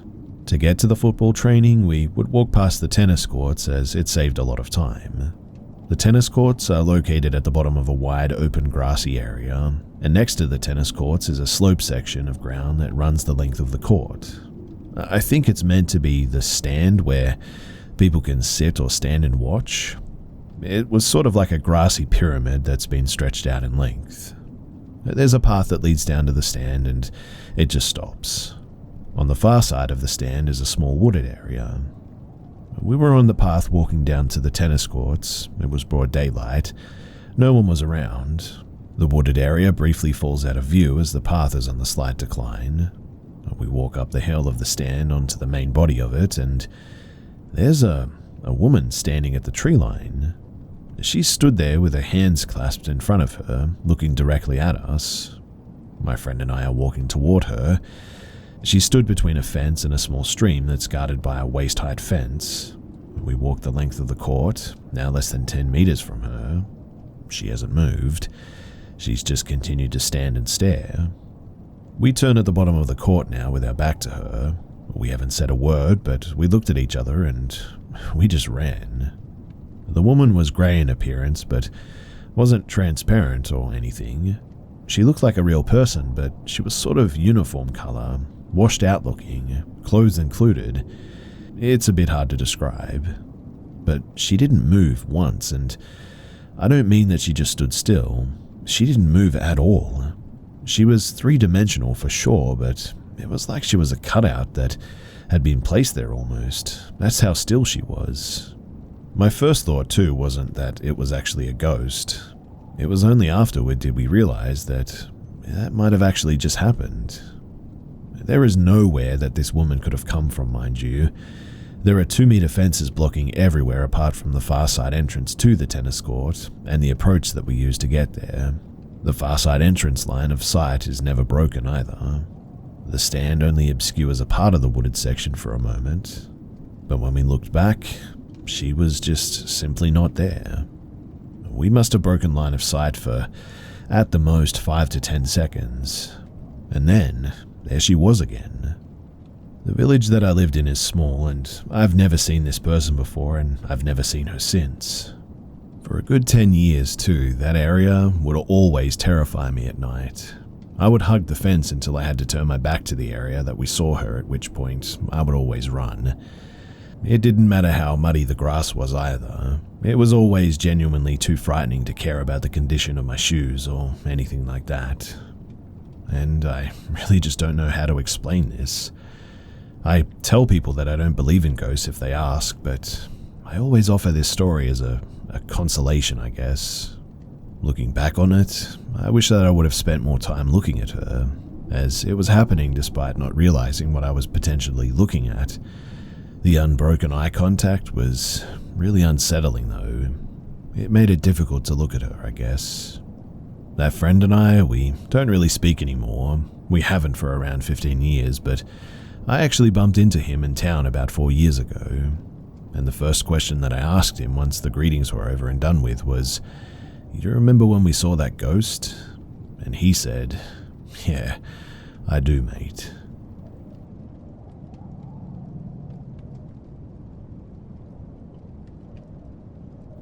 So my childhood home was almost undeniably haunted, but not in the scary Hollywood trope style. More just other people or things sharing our living space and actually being quite helpful. Stuff such as when we were looking for a toy or a certain piece of clothing, we would hear a noise and then find what we were looking for in that direction. My mum was big into spirituality and duality, and we were always taught to be respectful of the unknown, and it wouldn't bother us. However, there was one area in that house that just felt off for some reason. The kitchen was black and white alternating tile apart from the bottom left corner where, for some reason, 3 black tiles had been placed next to each other, and for some reason anybody that stepped on these tiles immediately experienced nausea and loss of balance. So much so that my dad installed a grab rail by the door.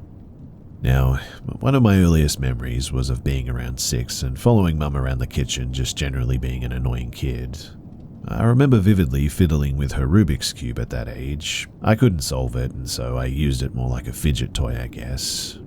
But I remember vividly walking over these tiles, losing my balance, and dropping the cube, but whether it was the sound of me falling or some other reason, I never heard the cube hit the floor, and no matter how much we looked, we could just never find it. My kid brother at the time was 3 years younger than me, and says that he saw the cube go into the floor. I'm guessing my mum just wrote this off as a child's imagination at the time. He doesn't remember this now, by the way. But cut to today, 24 years later, and after 12 or 13 years of renting this house out, my mum has made the tough decision to sell the property to help pay for my grandparents' care home and medical fees. Both have quite severe Alzheimer's and dementia, and my nan is currently receiving palliative care for bowel cancer as well. Myself and my brother were generally touching up some paintwork and tidying the living room up when we heard a plastic clunk from the kitchen. When we walked in, there was a plastic Rubik's Cube sitting right in the middle of these 3 black tiles. Mind you, it wasn't dusty or dirty as if it had been there for ages. It was clean and freezing cold to the touch, covered in what I can only guess was condensation. My brother doesn't remember this incident, but I found my mum in an upstairs bedroom, and she is adamant that we're playing some sort of trick or prank on her. Then, all of a sudden, a really horrid feeling started coming over me. Like the feeling you get when you know that you've done something wrong or messed up in a really big way, and somehow the situation seems irreparable, if that makes sense. Just a really foreboding feeling. I'm currently sat in my car sharing this with you guys, and I'm just generally freaked, which isn't something that usually happens to me. Every time I so much as glance at the house now, I get a really sickly feeling in my stomach. I'm just wondering too if anybody has had any experience with anything similar, or if you have any advice.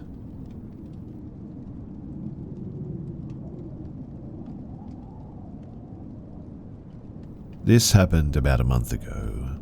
For a bit of background, me, my cousin, and my brother took classes over the summer at a local college.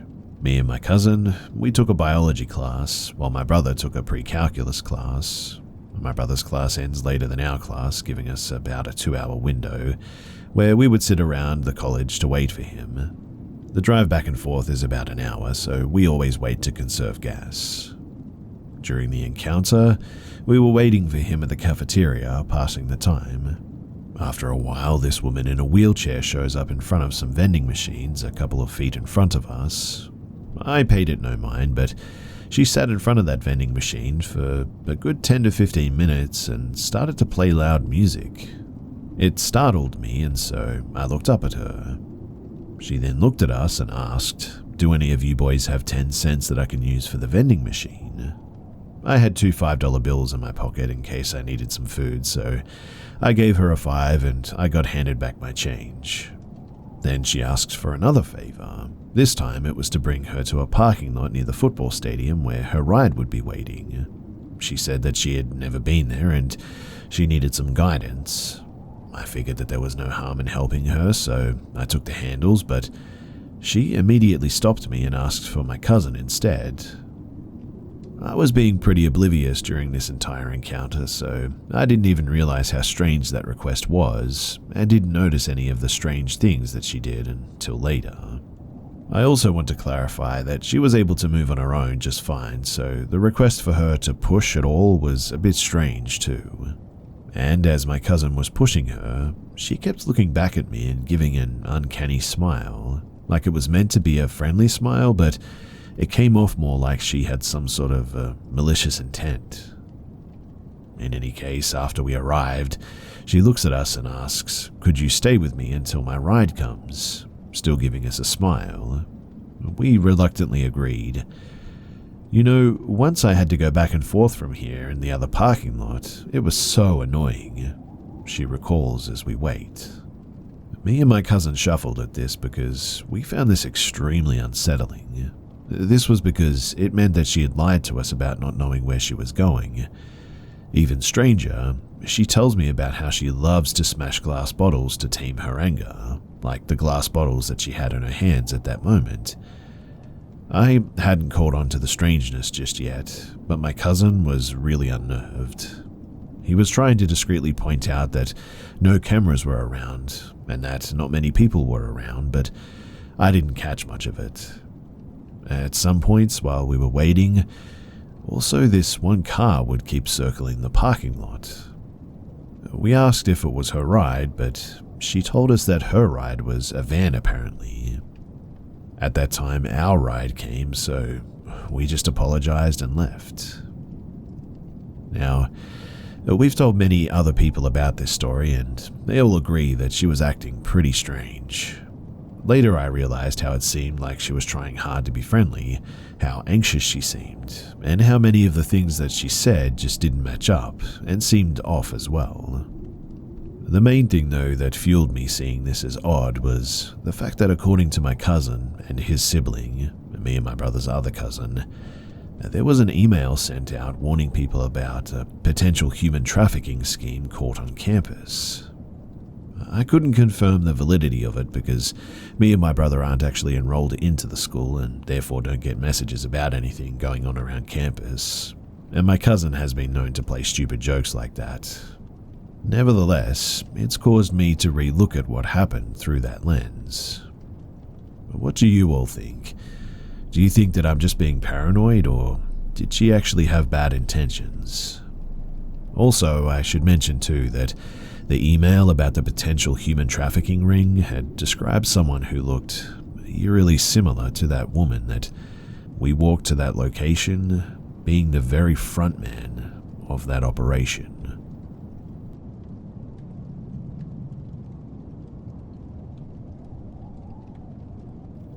Last May, I moved into an old 6-bedroom house in a neighborhood of Mexico City. The house has been shared among a group of friends, colleagues for a couple of years. It's a bit of a revolving door as far as the tenants and roommates go. Several of these people have shared creepy stories about the house. Most of the stories lacked any meaningful detail, I guess you could say, like the window rattled or something like that. I didn't take anyone seriously is what I'm getting at. I thought that they were all just paranoid. That is, until last Friday night. It seems somewhat worth noting that most of these stories happen on or adjacent to our back patio. No idea why. On Friday night, myself, one roommate, Diego, and his girlfriend were all sitting at a table on the patio talking. It was already after dark, so we had the patio light turned on. Our sliding glass patio door was open. At roughly 8:15 p.m., someone turned off the patio light on us and slammed the sliding glass door shut. For context, the patio light switch is located inside the house, so we couldn't see who could have flipped the switch like that. Diego commented, "That was rude." It was abrupt, but not that strange, I guess. Our other roommates, Armando and Carly, live upstairs and are sometimes sensitive about sound and whatnot.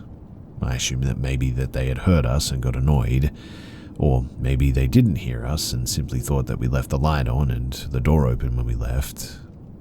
I stood up, went inside, turned the light back on, and this time when I turned to the patio, I slid the glass door closed.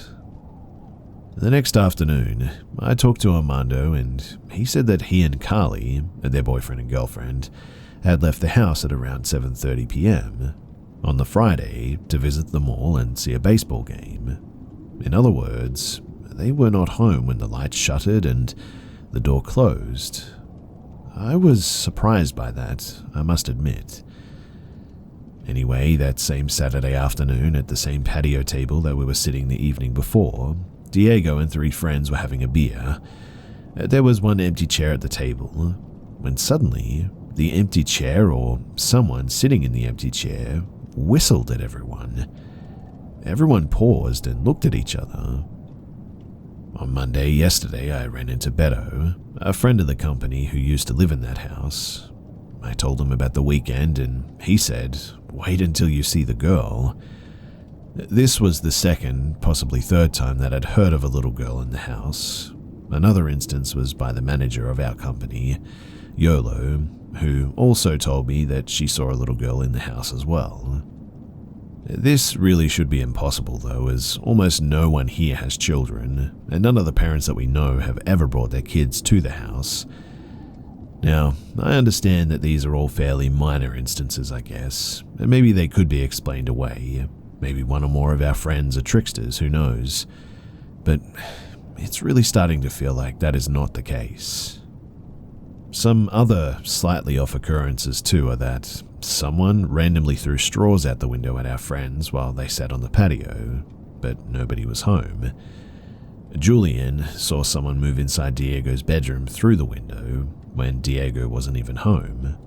Armando heard voices directly outside of his bedroom door, as if someone was in the hall, when nobody was home. This particular case is the only one where we thought that the voices may have just carried from perhaps outside because the house is big and kind of echoey. And there are other small things that have happened too, but the reason why I share this is because I'm wondering, is there any way to research this? Is there any way to confirm the presence of this little girl or anyone else in this house? I know very little about this kind of thing, and as I mentioned, I've always been a bit of a skeptic. But I must admit that my curiosity, it's getting the better of me now.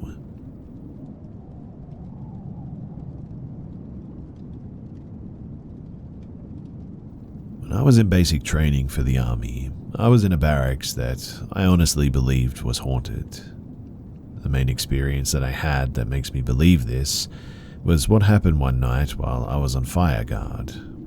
For context, for fire guard, at least when I did basic, there would be one person up at a time.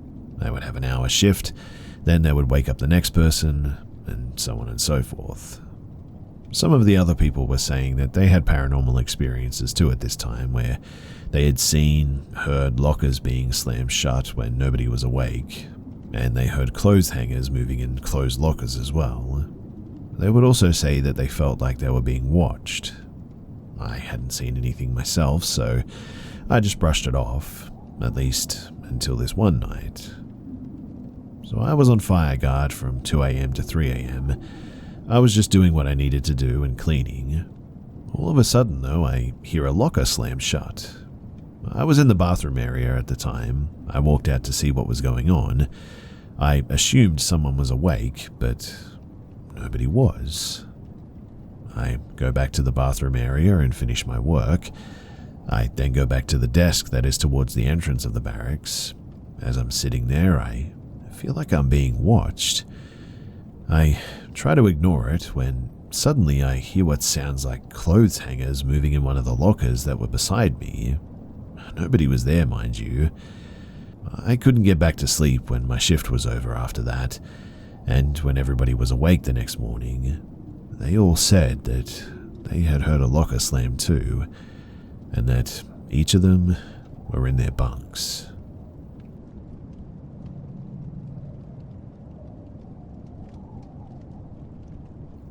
Two or three times a year, we vacation in a cabin in the wilderness.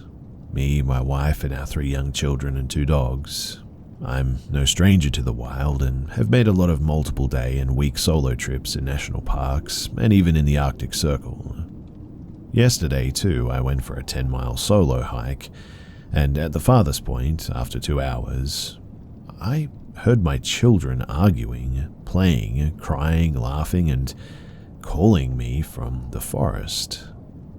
I was totally alone, and my first instinct was to run through the thick brush and trees where the sound was coming from, but then I realized that there's no way that it could be my kids, and I should just walk on and try to ignore it. I decided to walk back to the cabin in the end. The whole family was there, and they told me that they had never left. Now, I know how my children sound, and I swear that it was them. Later, I realized the combination of all the sounds, laughing, crying, playing, etc., made no sense. So, what was this? What did I actually hear?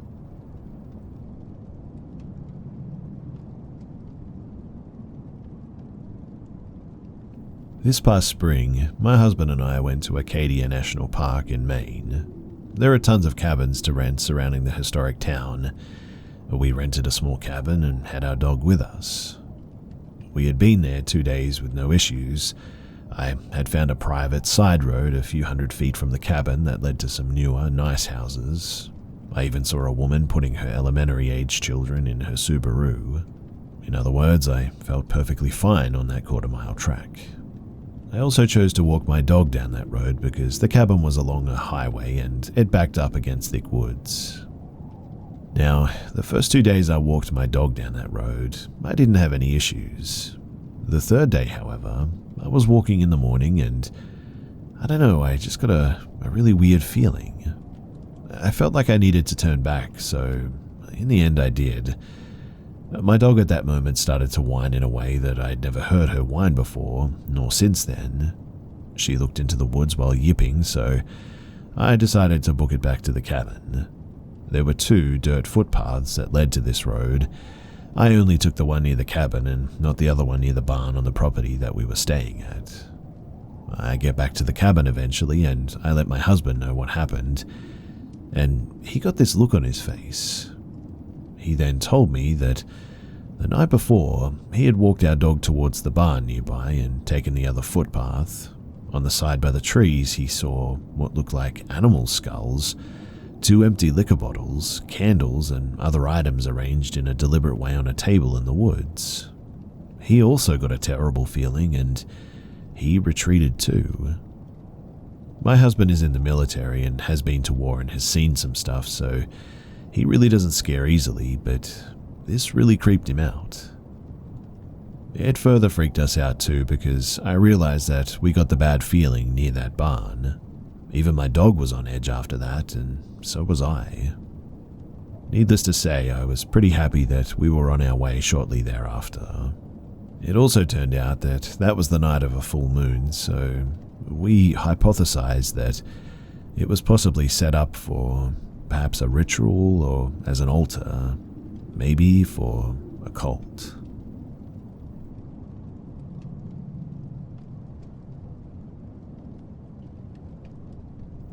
I've been thinking about this for years, and to be honest, I'm still baffled.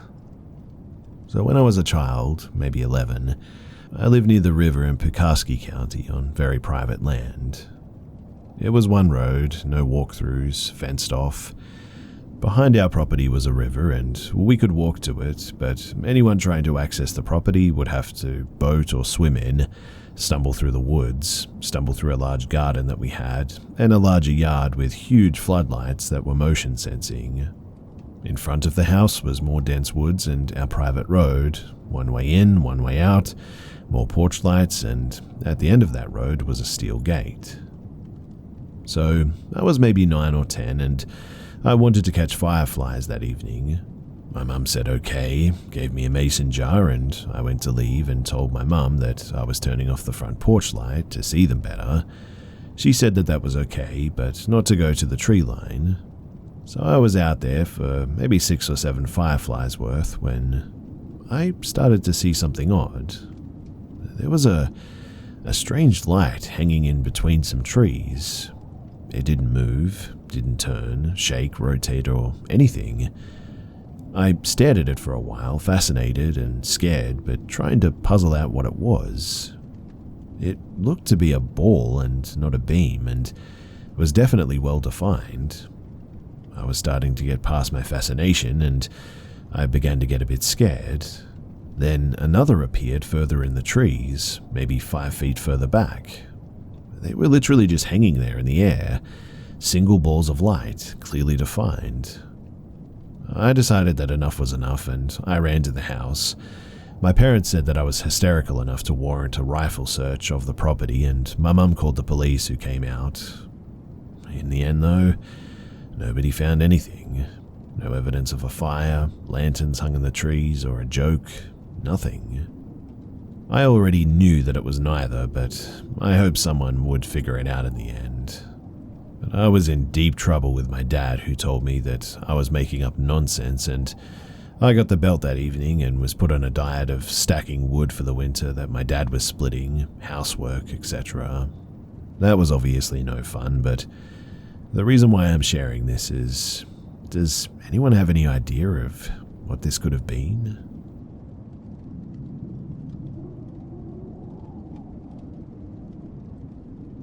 My siblings and I seem to have all had experiences with the same thing.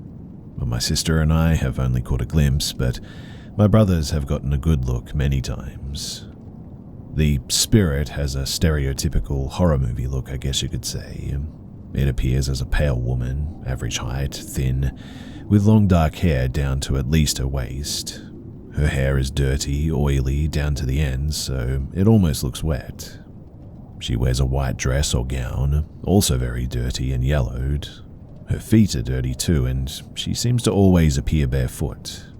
Her skin is sickly white and really veiny. I only saw her once and got the impression that she was ill, like physically deceased or whatever. My brother is the only one of us who's seen her face. He says anytime that he's seen her, she's looking right at him, usually standing over him when he's laying down or looming behind him, smiling excessively like she means to taunt him. He woke up to see her standing beside his bed most nights for a year or maybe even more than that. He says that she made him too scared to move, that she was smiling but looked like she hated him. I think he said that she whispered something to that effect to him before too. He even saw her in the backseat of his car once and almost crashed. I've only seen her once in a dream. In the dream, I'm standing in the bedroom. The three of us had to share in the small apartment that we moved into right after our parents divorced. It's dark in the room, but I can see the lamp in the living room is on, so I walk to it. Standing in the living room, I see that the light is on in the kitchen. The kitchen had a bar over the countertop and a row of cabinets drilled into the ceiling, so they made a long, narrow window. The woman was suspended in the air, laying flat like on a bed. The first thing that I saw was her oily hair dangling.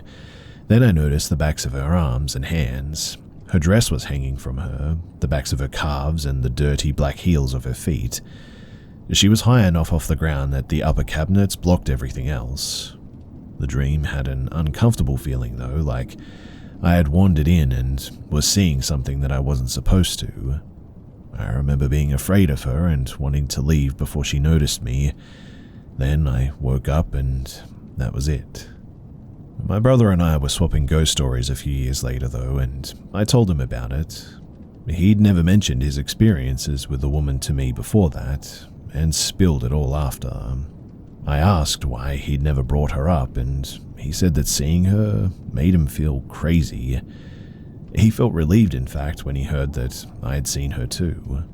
We then called my sister up and asked if she had ever seen anything in many places that we lived in as kids, making a point not to share what we had talked about.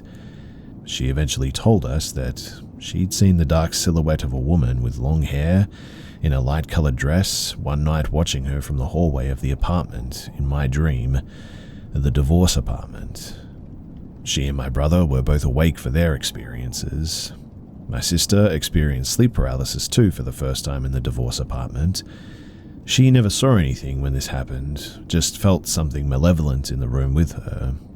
Her sleep paralysis continued on to my grandmother's apartment, who they moved in with after I got married and moved away.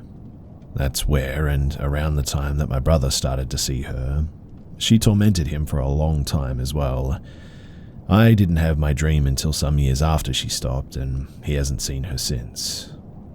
But I think about this a lot and wonder sometimes about what exactly she is, how long she followed us around, why she was so bold and aggressive with my brother but not my sister and I, and also why she stopped. For my brother's sake, though, I'm glad that she did.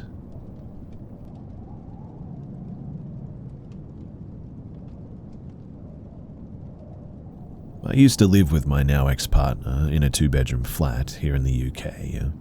It was a strange layout. You entered a sort of communal door, and right in front of you was your own door to then enter your flat. After that, you had around 12 steps up to the landing. On this floor was a bedroom, bathroom, and the main bedroom. To get to your kitchen and living room, which was all one room, you then had to go up to another set of around 10 steps. Now, as mentioned, I lived here with my partner at the time around 13 years ago. It was a cheap rental and all we could afford at the time. Nothing seemed off in the beginning, but weeks into living there, messed up things started to happen. And yes, we did move because of it as well. The first things to happen were passed off as explainable, I guess. Things like electrical issues, the kettles turning on and off by itself, lights being on when you knew for certain that you'd turn them off. However, around 1 month into living there, it turned into sounds and one vision from a close friend. My ex and I still talk about it to this day now and again. But I had 9 of my favorite records framed in rows of 3 and hung onto the living room wall. As they were all collectibles, I ensured that they were placed firmly to nails that I had drilled in the wall. One day I was lying on the sofa and the next minute, one of the records flew across the living room floor. I jumped and picked it up, expecting to see that the ridge was broken and it simply dropped. But it didn't. Not only that too, but it didn't drop directly below where you would expect it to. But it was now at the other side of the living room. I tried to be rational, maybe out of fear I guess, and didn't automatically jump to assuming that it was a ghost, so I passed it off. Looking back now, this ghost liked to throw things. After this though, a few days passed. My partner and I were standing in the open kitchen chatting and putting shopping away. The next minute, very clearly, footsteps came running up the stairs. Fast footsteps that sounded like they were going to barge in and attack us or tell us seriously important news or something. This all happened in seconds, so we really didn't have time to do anything apart from stand there and wait to see who it was. Maybe an intruder? A friend or a drunk person? But no one had a key to our place, apart from the 2 of us and the landlord. But in the end, nobody appeared. We both looked at each other in disbelief, and I went to the stairs and all our windows were closed. Our flat door was locked from the inside. This, though, was the start of me either thinking that we were both going crazy or spirits were real. After that, my partner and I both sat down to talk about what the heck just happened. She stupidly decided to name the ghost. She named it Biddy. I remember telling her to stop it as I was freaked out and trying to stay level-headed. She laughed at me and said aloud something along the lines of, "All right, Biddy, cut it out, you weirdo," and scoffed. I tutted and went to bed in a foul mood as the event had really creeped me out, as I couldn't explain what the heck just happened. For the next few weeks, things were really quiet though. I started to relax again by telling myself that maybe the flat next to us had the same creaky step and the walls let in a sound. We decided that weekend to have a friend come to stay overnight and have a movie night. That friend's name was C, and this is when things really heated up. I should reference at this point that my partner and I were in a same-sex relationship. We're both female and the mutual friend that we had over is also female. We watched Spice World, 90s Kids and all that, and went to bed. C stayed in the spare room, which was on the same level as our bedroom. My partner and I were settling down in bed when C BBM'd me, instant message like WhatsApp, around 20 minutes later, and asked if we were okay and why one of us were pacing back and forth in the bathroom.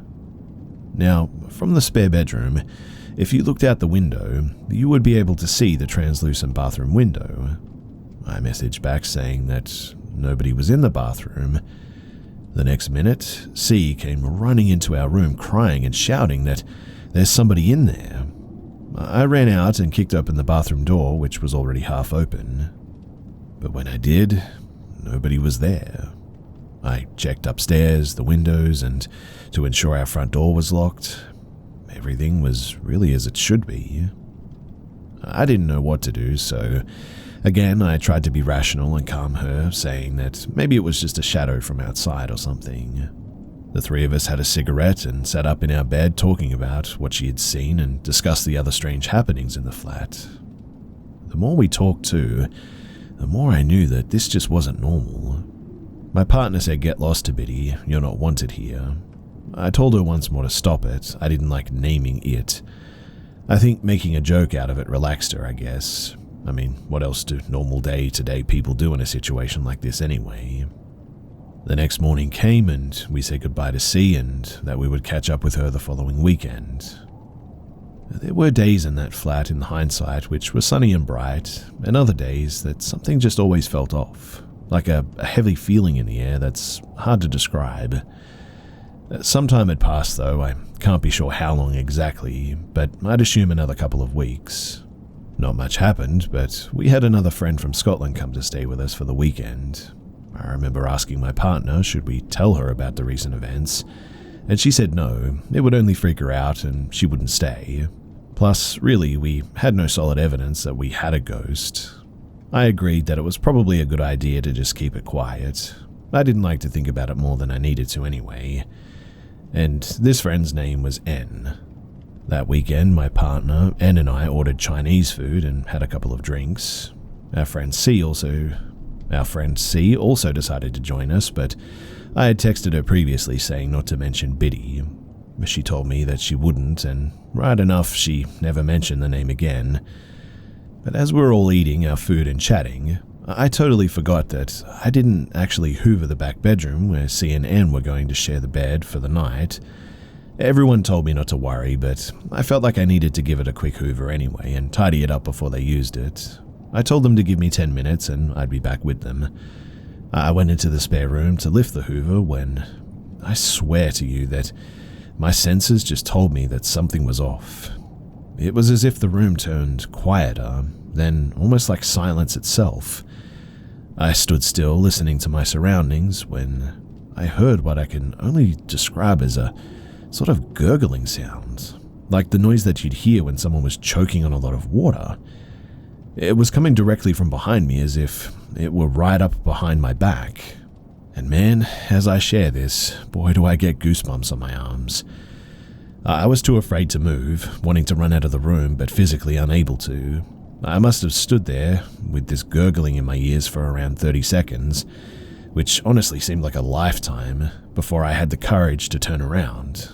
I turned around and there was nothing there, but a wisp of cool air passed through me. My heart felt like it was going to fall out of my chest. It was beating that loudly. I ran up the stairs to where everybody was, and my partner could tell by my face that something had happened. She put a cigarette out, grabbed my arm, and brought me down into our bedroom. She asked if I was okay, and I told her what had just happened. Now, although she was only 5'3", she was fierce. She marched into the spare bedroom, and she just cursed Biddy out loud. I cannot remember the exact names that she called her, but it wasn't nice. I told her to tell our friends that I wasn't feeling well and that I was going to bed early. I just needed to be alone, and believe it or not, sitting with company sounded worse than being afraid by myself. So I stayed in bed and started to Google search other properties where we could maybe afford to rent. I didn't tell my partner at the time. I mean, what if she thought that I was just being ridiculous? But knowing that there were other places that we could afford really reassured me. My partner came to bed that night as C and N shared the back room. My partner asked if I was okay, and I muttered that I was, and we all went to sleep. The rest of the night and morning was, well, pretty uneventful. But another few weeks went on, and again things were semi-quiet and tolerable. I seemed to cope with minor things happening like lights and that kettle switching on and off by itself all the time. Even during these times, I found myself making stupid comments about how Biddy just loved a good cup of tea. Looking back, it was as if Biddy controlled us almost. She told us when it was okay to laugh, and she told us when she was mad and didn't want her there. But as this story comes to an end, I'll tell you the final happening, which this was the moment that made us pack up and leave. So my partner and I got into bed like most other nights, lay chatting on our phones for a bit, and eventually we went to sleep. Beside our dresser was my acoustic guitar, which sat tilted back in its guitar stand, with the clip across the neck of the guitar itself to hold it in place. The only way to get the guitar out is to release that clip too.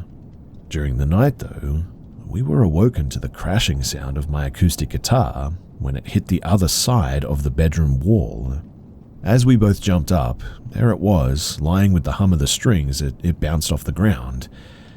I immediately started shaking and crying as my partner switched the lights on. The clip from the guitar stand was open, and I remember saying, "I don't want to stay here anymore. I don't want to be here anymore," as I cried. My partner told me that she felt the same way and reassured me that we would move as soon as we could. I couldn't be in that house anymore, though. This thing, whatever it was aggressive, and it was obvious that it did not want us there.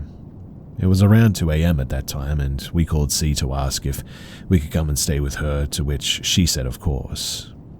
The next morning, my partner and I started looking for a new place to live, and we contacted our landlord saying that we unexpectedly needed to terminate our tenancy. And at this point, we didn't even care about losing our deposit. We left 2 weeks after contacting our landlord. During the 2 weeks, we stayed with C, only returning to the flat after work together to pack up. My partner and I broke up around maybe 2 years after moving to the new place. We remained in contact for a while, but then we grew apart, and I hadn't heard from her in over 8 years, until recently when she reached out to me to ask how I was keeping. The third question she asked me, though, was, do I remember Biddy? And honestly, how could I ever forget Biddy?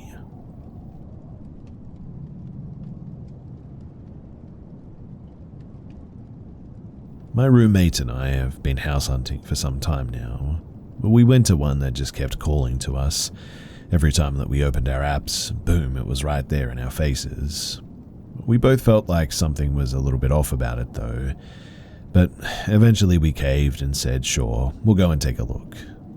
We get to the house, walk around it, everything seems okay. Garage is boring, paint's peeling, boards outside are rotting, etc.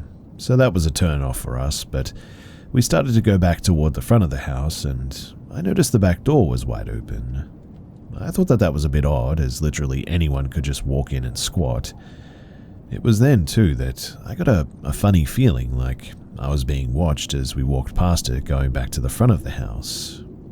Well, we went inside anyway, just to see it since we were there anyway, and our realtor put in the effort to get us a showing. Everything was okay, it was a cute little place, but that's just it. It was tiny. There was basically no living room. We walk through the place in any case, and we get to the basement stairs. There's no door to them. Just in the back behind the kitchen, there's a small hallway that has the door to the backyard, and at the other end, an open doorway and the stairs down.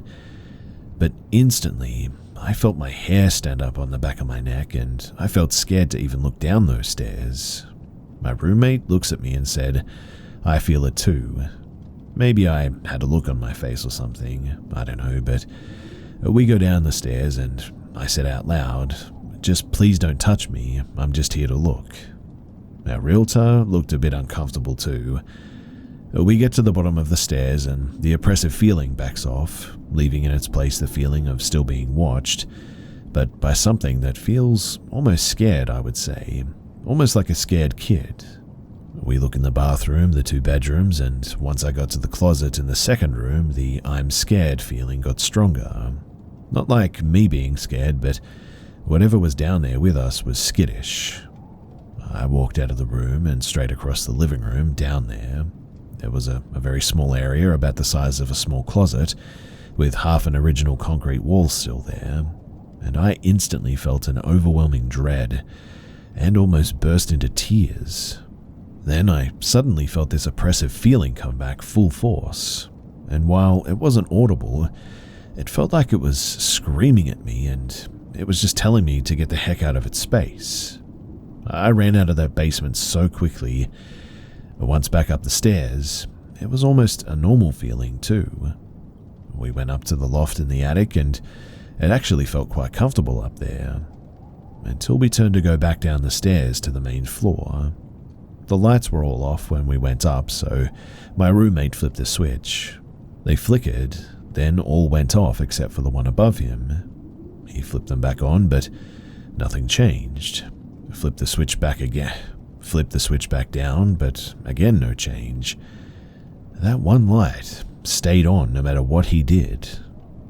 We went back to the main floor living room. The realtor asked us what we thought. My roommate kept looking toward the basement. We finally went back outside and we decided that we were not going to take this house.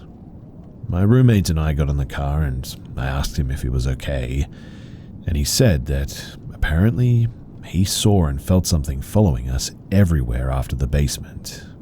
And apparently I also said, "Don't worry, I'll find it," when I walked out of the closet and to the concrete wall, but I do not remember saying that. Since then, too, I've been having a nightmare nearly every night, and I'm always trapped in that corner, screaming nonstop. It's dark and I'm in a lot of pain.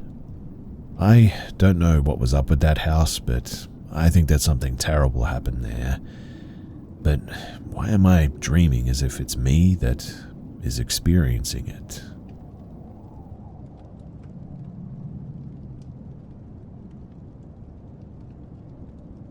A few years back, when I was around 18, I entered a very rebellious phase in my life.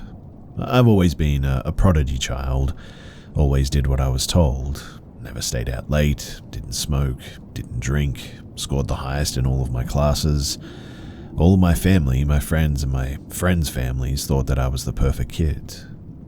But then something changed.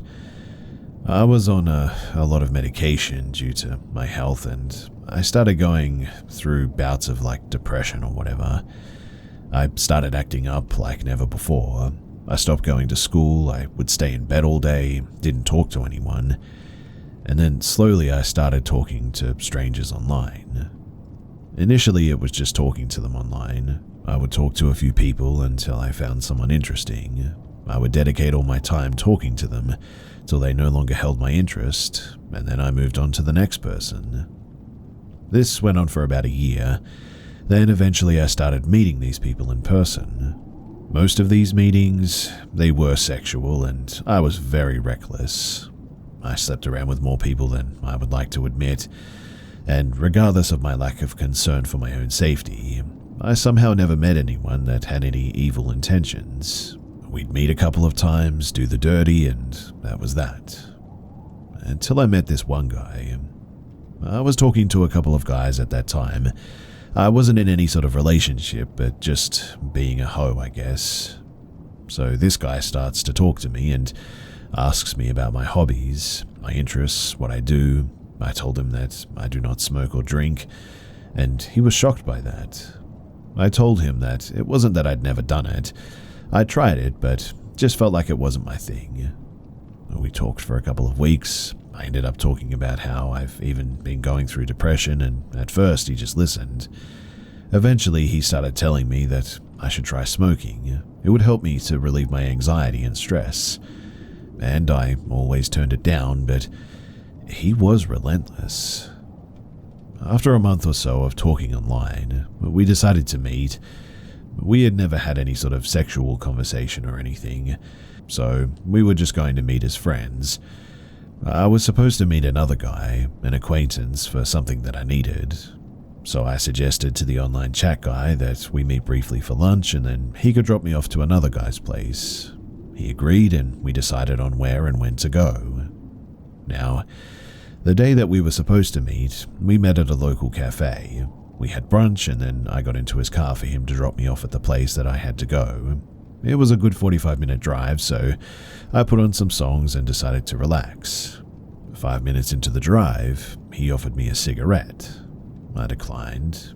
He insisted, and kept insisting till I gave up and agreed. I opened the box and there was only one cigarette in there. I told him that it was his last one and asked if he was sure that he wanted me to smoke it since he would have enjoyed it more than I. He said yes. I took the cigarette out and there was something odd about it. It didn't look like it was store-bought. It rather looked like it had been rolled by hand. But then again, I had never smoked enough cigarettes to be sure, so I just lit it and smoked it. I couldn't even smoke half of it though. It made me inexplicably nauseous. So I gave up halfway through and I offered it to him. Instead of smoking it, he put it out and threw it away. I thought that was weird, but assumed that he probably didn't want to smoke while driving. 30 minutes into the ride though, and I started feeling really sick. My whole body was now shaking. I was extremely nauseous, and I could barely keep my eyes open. I kept telling him that I wasn't feeling good and that maybe we should go to the nearest ER instead of where we were going. But he kept telling me to relax and lay back. Everything about that ride felt really off now. I told him too to stop the car and drop me off wherever we were. He refused. All I could think of was pulling out my phone and calling for the police.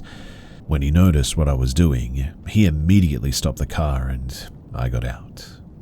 I couldn't stand, so I sat on the roadside and called the guy that I was supposed to visit. He immediately drove to where I was and picked me up, took me to his place where I threw up all over his living room multiple times. For the next hour and a half, I just laid on the couch, my whole body shaking and constantly throwing up. The guy brought me water, gave me some electrolytes, and kept insisting on going to the hospital, but in the end I refused.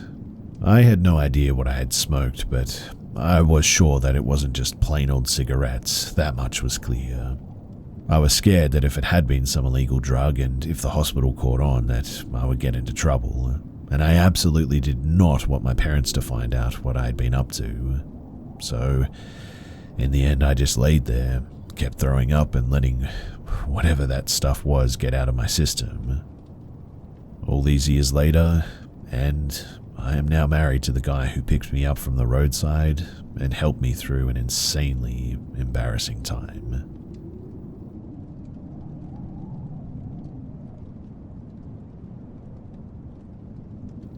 When I was 17, my bedroom had a window looking out at my backyard.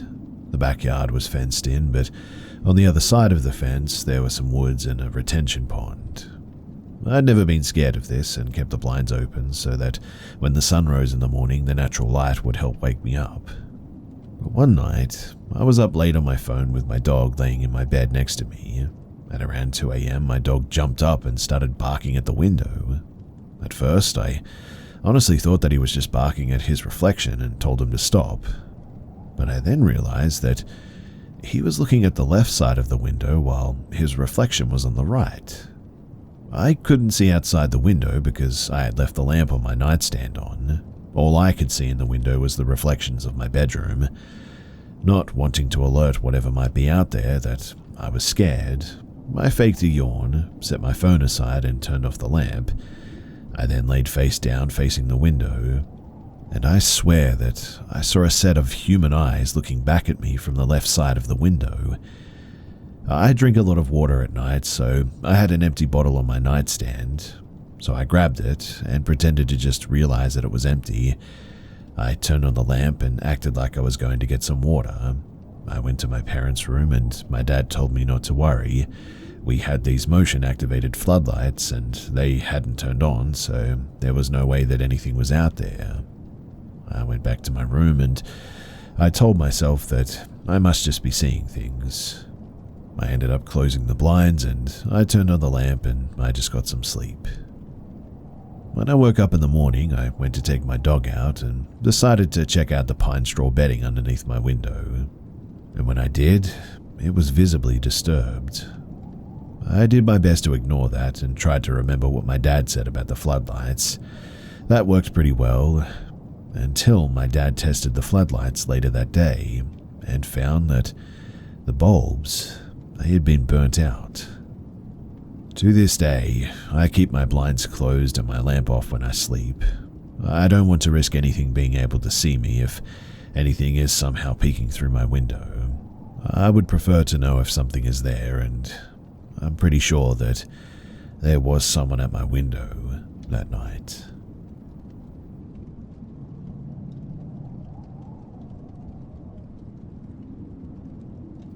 It was 2018, back when I lived in the suburbs of Paris. I've been playing Pokemon Go since its release, and I used to go out at night to play, always with my best friend on voice call. It was a night like any other as well, following my usual route. It was around 2 in the morning, and I had already covered a good 2 kilometers. I found myself about 1 kilometer away from home at this point, standing near a Pokestop, catching what I could while talking to my friend, just like every night. It was a residential street with a few streetlights, but quite dark as there was a field just behind it. After about 5 minutes, I noticed a man in his 30s on the opposite sidewalk, just a few meters away from me, holding head shears in his hand, and there was a pile of branches at his feet. I thought the man was just trimming the branches of his tree. However, when I described the scene to my friend, he said, "You should leave right away. No one does gardening in the middle of the night." Despite my friend's warning, I was so focused on Pokemon Go that I wanted to capture all the Pokemon before leaving, so I stayed while keeping an eye on the man's actions. As I looked at the man, I realized that he wasn't cutting any branches though. He was now just staring at me. He would occasionally move and also hide behind a parked van nearby while spying on me through the windows. However, he knew very well that I could see him, and I began to feel scared at this point. Despite my friends pleading for me to leave, I still hadn't caught all the Pokemon, so I hesitated to go at first. The man continued his strange behavior, crossing over to my side of the street and hiding behind some bushes while staring at me. Then, he went back to his pile of branches and stared at me again. Finally, I had had enough and I decided to leave. I walked normally towards my home, trying not to show my fear. I had a straight path back home. My friend on the call asked me to check behind me in case the man was following me. And when I did, indeed, he was, still holding the head shears, about 10 meters behind me now. I then made a left turn instead of going straight, even though it made my way longer. I wanted to be sure that he was actually following me and that it wasn't just a coincidence. He continued to follow me though. At that, I picked up my pace, taking snaps just in case something actually happened. When I reached the end of the street, I was out of breath but safe. There was no one behind me. I entered my home feeling relieved. Suddenly, a white car pulled up right in front, stopped, and the driver's window rolled down. And it was the same guy with his pruning shears, which meant that now he knew where I lived. I rushed inside, locked everything, grabbed a kitchen knife, and I just waited until somebody woke up so that I could go to bed. There was no further incidences, thankfully. Nobody believed me, of course, so we checked the surveillance cameras at home, and unfortunately, I was right. Everybody saw it, and everyone was definitely creeped out by it.